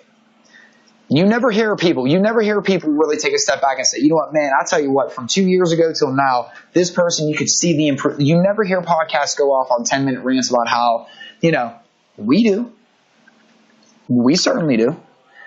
But you damn sure know that a podcast is going to go on a half-hour berating of somebody that has been wrestling their ass off for the past 10 years of their life, making a damn good living out of it, and entertaining people all around the world. I don't know. I feel like just like the people that are selling these survivalist kits, because you just never know when it's going to fucking happen, and we need all the canned goods and powdered tuna that we can have. Yeah. It's just like you guys are yelling into an echo chamber, and you just want to hear it right back at you. And what you guys don't understand is WWE, Roman Reigns, casual fans, kids, women, and fans like Josh and I who appreciate the business, we got earmuffs on. We don't hear your echo chamber. Right. I've been fortunate enough to go to the last 3 out of last 4 WrestleManias, and Roman Reigns has been obviously in the last 4 main events of all those shows. 31, as you're saying, everybody's suspecting that night Roman Reigns is going to beat Brock Lesnar and be the champion. Seth Rollins cashed in that night. It's a moment I won't forget. Sam called it way before anybody else did, so the props go to her. Sam, there was such joy, and Sam to this day will never let me forget the man. And I'm not going to mention a name because they know who they're out there going. And especially she didn't like the sweetheart part. Sweetheart, you just don't know Vince like I do. He'll never try to pull that off. It's just keep dreaming, sweetheart. She'll never forget that. Right.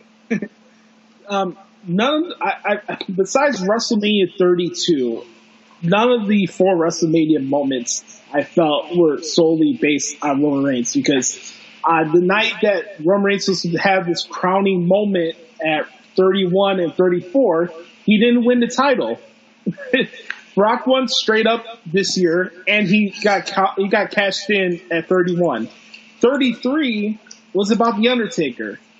So whether it's you, me, Vince McMahon, Roman Reigns, casual fans, bubble fans, stockholders, whoever, nobody has a real gauge of what Roman Reigns is. No, and I think the most brilliant thing they've done with Roman and with his character over the years is they've been able to kind of, in a way, and I know this is what's driving people crazy, they haven't had to do much with him, and fans still are just so triggered by him that, you want to talk snowflakes. All these people talk about snowflakes all the time. You people get triggered by Roman Reigns just being in the ring. Like, you guys get, this is the most insane thing ever. But they haven't had to really do much with him to get this reaction. And that's when you know whether you got to start eating humble pie.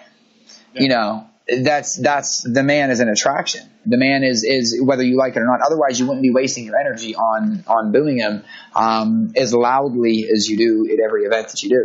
I know it's a fun thing or whatever, but I don't know. I felt Monday, the way they close out Raw and the "We Want Roman" chants, I thought that was organic. But here we go. We got the tribe going out there saying, "Oh, it's just the kids and the women chanting "We Want Roman." Do they not count? Well, no, they do. Matter? Like, I heard that for so many years with John Cena, and trust me, like you say, you were a Roman Reigns detractor. I was one of the biggest John Cena detractors. Oh, so was I for a while. Yeah, absolutely. I was too. You look at this. My issues with John Cena was about his character, not the people that he appealed to. Right, and you're right about that. Yeah.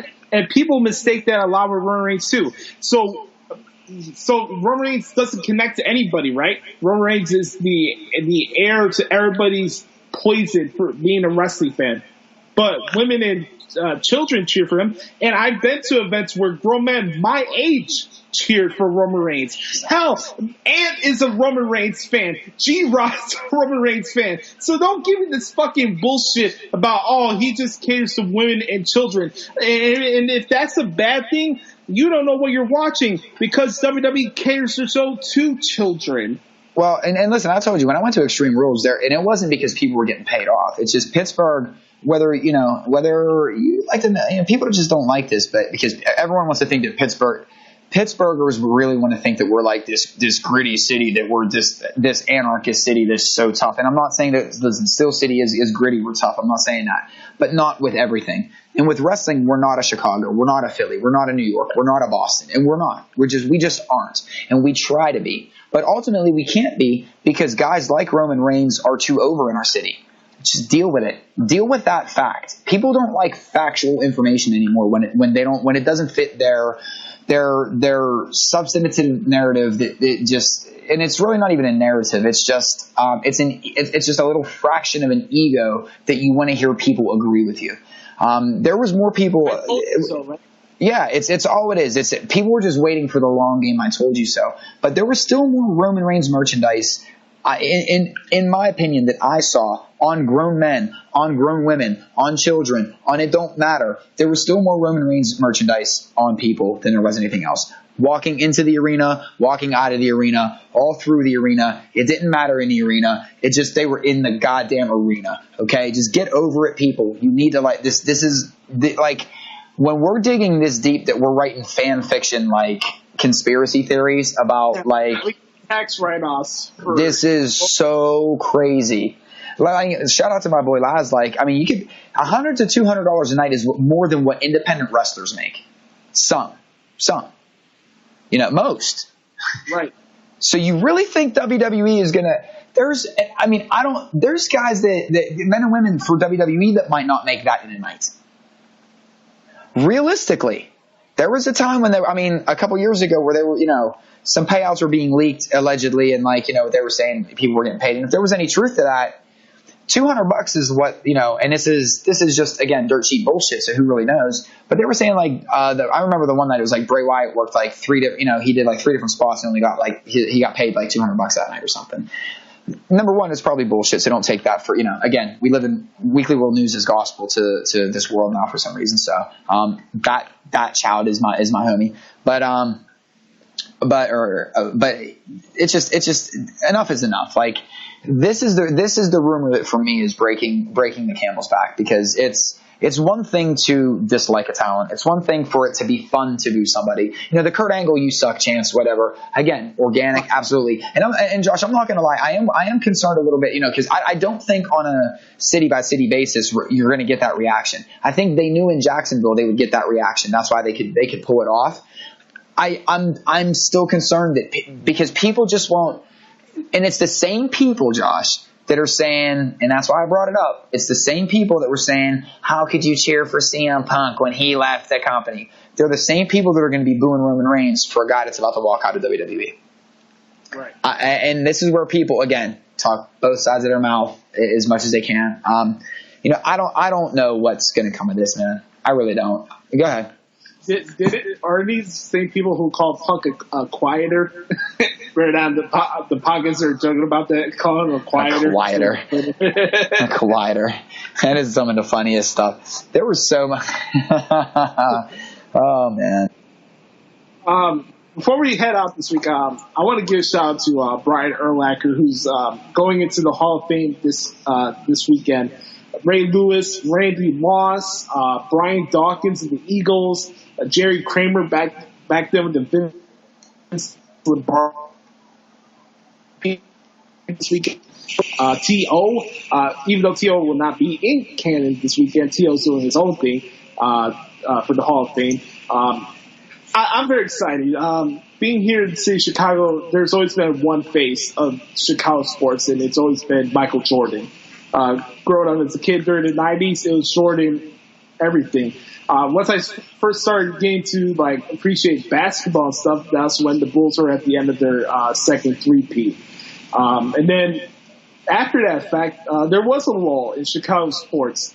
We didn't have a champion until the 2005 White Sox. And then after that fact, it was always about one guy that was the leader of the Bears defense. Whether we had shitty quarterbacks from Chad Hutchinson to Cordell Stewart. You guys had the worst quarterbacks ever. Yeah. I'll say this. Even though we didn't win a lot of games, Coward wasn't that bad. But you get my point. Rex Grossman, the list goes on and on and on.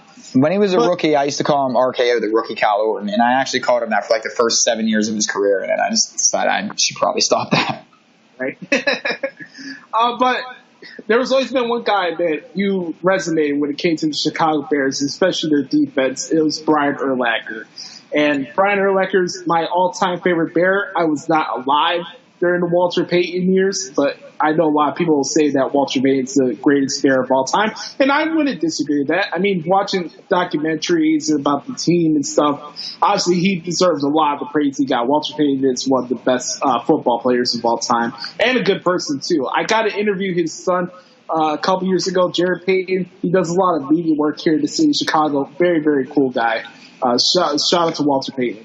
But Brian Urlacher is going to the Hall of Fame this week. The fourth middle linebacker for the Chicago Bears to go in the Hall of Fame. The Bears have the most Hall of Famers out of everybody for all the teams in the Hall of Fame, which is crazy. I didn't even know that. Which is they have 28 Hall of Famers in the Pro Football Hall of Fame, which is absolutely insane.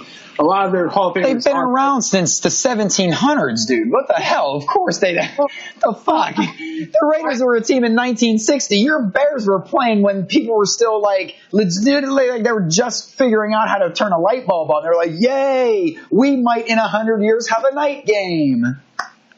Yeah, the Bears are the charter franchise of the NFL. I understand that. Oh my God. I swear to God, one time I seen Abraham Lincoln. I said, Abe, honest Abe, come on. I know you're a Raider fan. He said, nope, grew up with the Bears. I swear to you. On the practice squad first year. I said, no, couldn't be. He said, would I tell a lie? No, you wouldn't.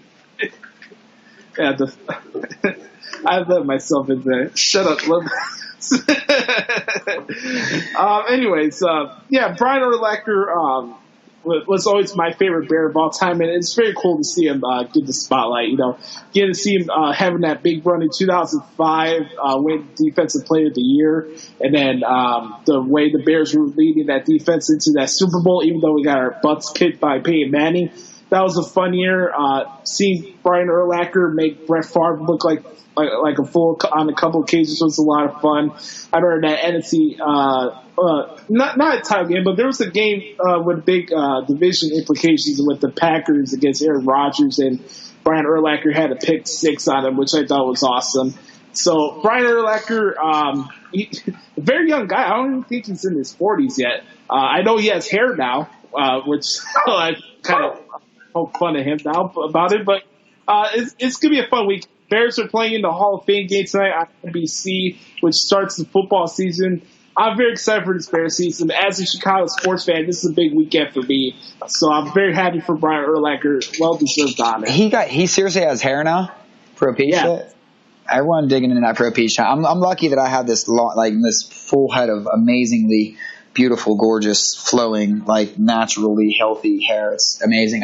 Listen, I know this might not be too popular with your Chicago brethren, but I think I read this today when I was at the doctor's office. Randy Moss is getting into the Hall of Fame. I'll admit, I off season I kind of tune out of football, but Moss after Andre Rison, after Ernest Gibbons, for you football historians out there, was always my favorite player. I've always been a wide receiver guy. So, and Randy Moss from Rand, West Virginia. If you ain't never heard him talk, you know that Randy Moss kind of got a little swag to him like this. But listen, Randy Moss is one of those guys that he does a lot of really, really good work down in the Charlotte area, charity work, stuff with youth football, different things of that nature. Moss is a hell of a guy, and so I'm glad to see him go into the Hall of Fame. You know what, man, and I know I hate saying this, but I'm actually surprised that even still, I'm surprised that the Steelers don't have the most people in the Hall of Fame. I really am. I thought it'd be the Packers or something, but yeah, I could see it. Cowboys too. The Raiders, they make sure they keep us out of the Hall of Fame. That's a fact. There's it's a rule. That's just they don't let Raiders in the Hall of Fame. Raiders. They don't. So football is back, but today was a lot of fun. You guys got. Wait, hold on. We ain't done with football yet. No, we got a couple minutes. So wait. So because I got a couple things I got written down. And everyone at home, we're not done with you yet. We're not finished with you yet. So listen. So real quick, it's the Hall of Fame game today. So your team's playing, my team's not. So let's get some early predictions just for your team only. What are we expecting out of the Bears this year? And then I'll give what to expect out of the Raiders. There's been a lot of moves. Obviously, we got a new coach, but I'm talking more from a personnel standpoint. Getting Allen Robinson for the Jaguars, who had 14 touchdowns a couple of seasons ago. This is very big. We got a lot of speedsters on the roster, like Taylor Gabriel, who was with the Falcons a couple years ago in that big offense. Trey Burton was with the Eagles last year. He was the guy that threw the touchdown to Nick Foles in the Super Bowl this year. Trey Burton, very versatile tight end. And I'm very excited. I felt the team was making strides, especially with their younger talent, because that was most of their best players last year, even though they were 5-11, and we had Josh Fox as our head coach. I'm being realistic here. I think a successful season coming after that, and with all the changes, I'm going with 8-8. I don't think we'll make the playoffs this year, but I will say this: there's going to be strides, and everybody that was ripping Bears for trading picks and stuff for Trubisky, you're gonna take it in the ass, because I think with this kid, I don't know if he's gonna be Tom Brady or Aaron Rodgers or whatever, but there's just things you see with this kid. Wait for it. I know people look at Bears and they have their rose-colored glasses because they dealt with Jay Cutler. And trust me, I have to deal with Jay Cutler for over 8 years. So I know people are looking at the Bears and like, oh, this is nothing new. Trubisky could be the new Jay Cutler and could throw interceptions all over the place. I know the narratives that are out there. But it doesn't matter how much you trade. If you find a quarterback, it doesn't matter what you give up, because that guy's going to lead your franchise for the next 10 years. It does not matter how many picks you trade. Yeah, I don't know. We drafted Jamarcus Russell first overall, so I would disagree with that sentiment sometimes. There are definitely exceptions to that rule. No, but you guys drafted, did you trade up to get him? No, we were absolutely horrible. But we've traded for some horrible quarterbacks over the years. Kerry Collins was terrible. We traded for, I think we drafted Todd Marinovich, but we traded for Jeff Hostetler after the Giants Super Bowl, and he was garbage for us. Jeff George, I think we had, shit, man. We had listen, all the 2000s, the only team that had worse quarterbacks than you was us, the Raiders. So it doesn't, cause at least you guys your division was weak enough that you guys could squeeze some wins out, or you had a good defense. We couldn't do anything at Oakland. But I'll go in 8-8, and I know the guy's not in training camp right now, but watch out for Roquan Smith. That guy is a beast. Okay, well, I was going to say, so who's your sleep for any fantasy football players out there? Who's your sleeper pick off the Bears roster for a fantasy football roster? I'm going to go with Trey Burton because the coach we got came from Kansas City, and their offense is very big on tight ends, so I'll go with Trey Burton. If you want their option just for the rookies out there, check out Anthony Miller. Okay. All right, I'm going to go. I mean, not to sound repetitive, but I think so. My Raiders going in with high expectations. Gruden back. We got Jordy Nelson, Martavis Bryant until he gets suspended. Khalil Mack still holding out, I think that's more of a distraction for the media and for other people, and to take focus off the team. All of that being said, I don't think we make playoffs this year. I was looking at the schedule. I think we go 7-9. I'm definitely, more than anything, I think it's this year the Raiders play the Steelers in Oakland on my daughter's birthday.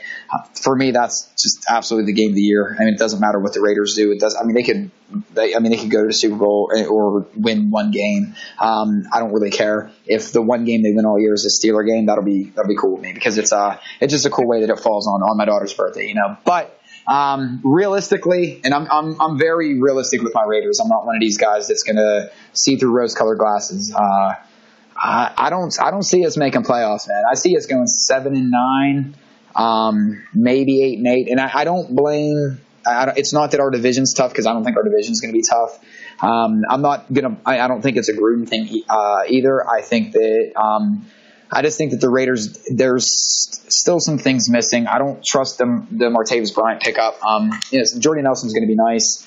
Amari Cooper has to be present, a little more present than he was last year.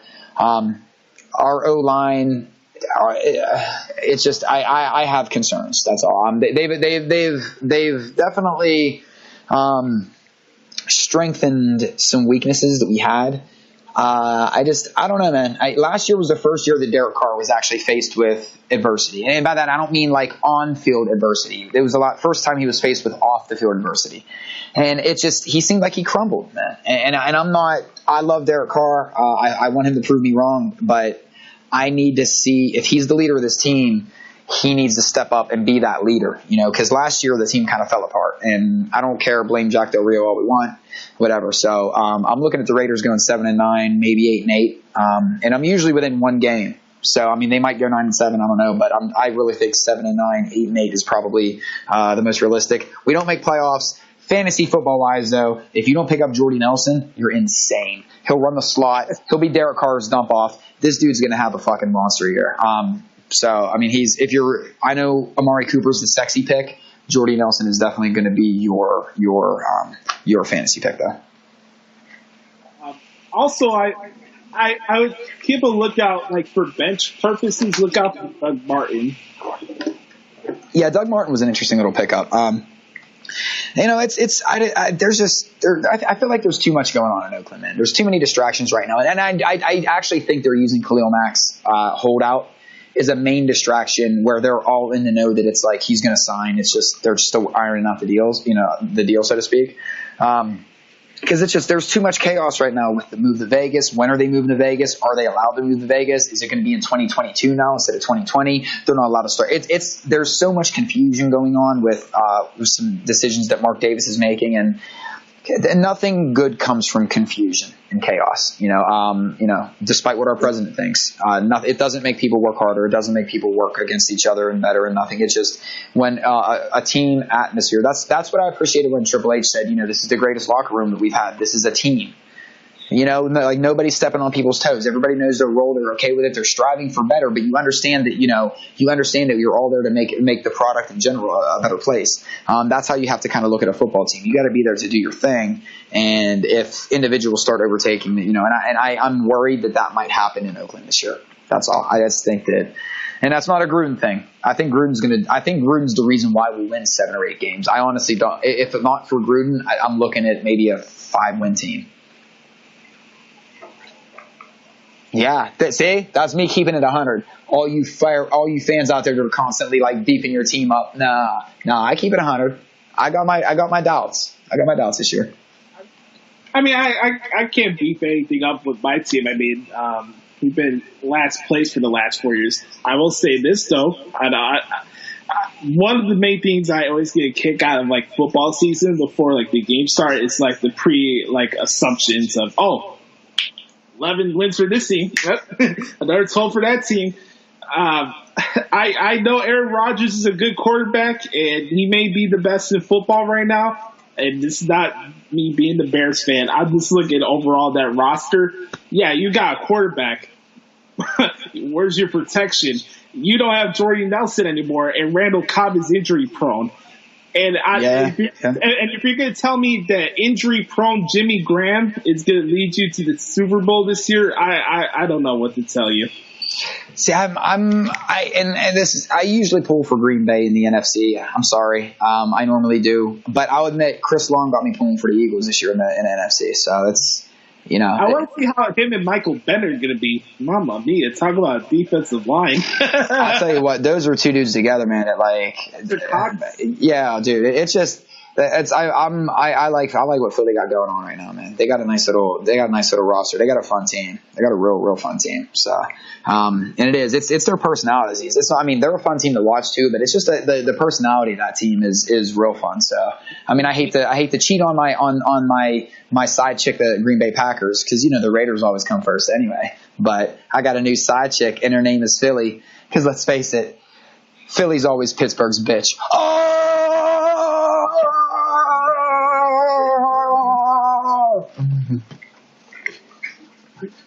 Oh man! Shame. I was gonna bring up since we were talking sports, I was gonna bring up the whole Ohio State thing with Urban Meyer, but I think we should leave that off air. So, with that said, ladies and gentlemen, wait, hold on, real quick. Last week, because I'm going to start filling you guys in. I had my mic muted because my dog's barking here. I got a final two topics I always like to bring in. Number one, for anybody that was wondering, the reason why I brought in the Eddie Guerrero Rey Mysterio story as like the storyline that I used as the example in the joke last week was because it was the anniversary of it. Like I said last week, guys, you guys might think I'm the stupidest guy on podcasting, but am I dumb or am I sly like a fox? It's up for you to decide. Listen, something for Rick and Morty fans out there. I did not know this. I can't believe I didn't catch on to this. But any Rick and Morty fans, in the Pickle Rick episode, it's now legendary. I think it got nominated or might have won an Emmy, or whatever shows of that nature win. I don't know. I think I'm pretty sure it's an Emmy. But in the Pickle Rick episode, there's actually a Batman Easter egg. So after the credits for any Rick and Morty fans out there, long story short, Rick and Morty are tied to a piano.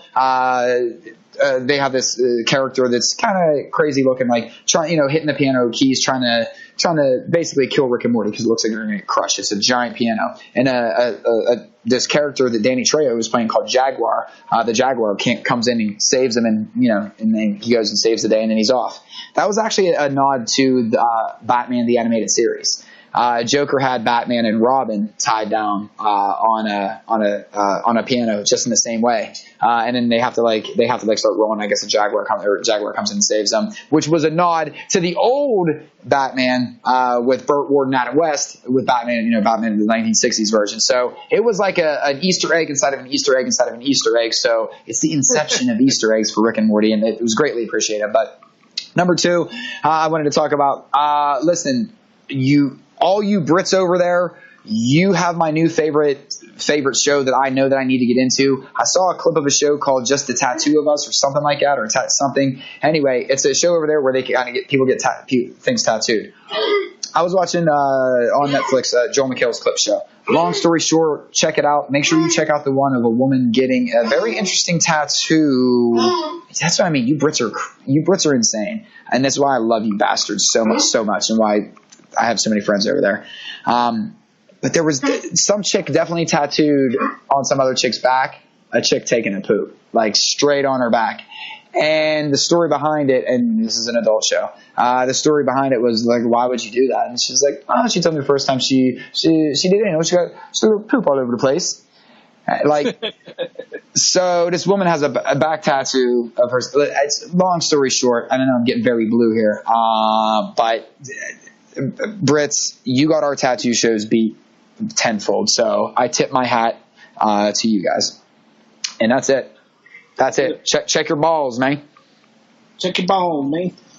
I hope you guys enjoyed this week's show, man. We had a lot of fun. We got some deep wrestling conversation, especially about SummerSlam. I knew I wanted to get into that this week because we spent a lot of time last week talking about the WWE Evolution pay-per-view, and it was just due.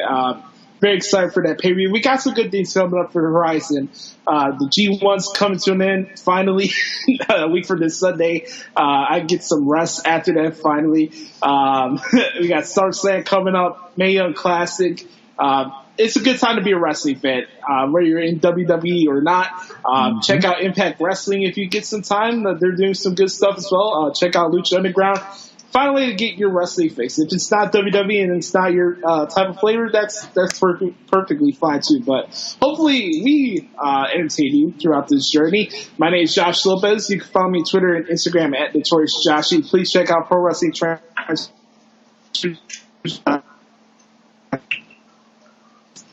Thanks, brother Joseph. Thanks for coming on the show again, my man. Thank you. Eventually, I'm gonna have to legally drop Joseph, so that way you can't call me that anymore. Because I was actually gonna drop it, and then I named my daughter. You know, my daughter's initials are the same as mine. But if when she gets married, she's gonna keep her name. She said so. I don't know if she ever gets married. So I don't know, man. I hate my middle name so bad, so bad. Damn it. Crazy. I'm gonna have to change it. I'll change it to Jericho. My middle name's your first name, so I have that going on. I think that's why people get tripped up too when we start with the brother Nero, brother Adam, brother Carter, brother Joseph stuff, because people are like, wait, what? Yeah. Well, at least we have brother Carter out there.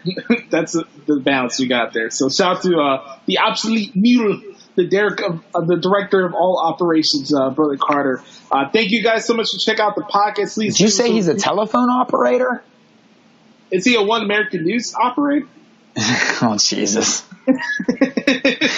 No, go back to Canada. All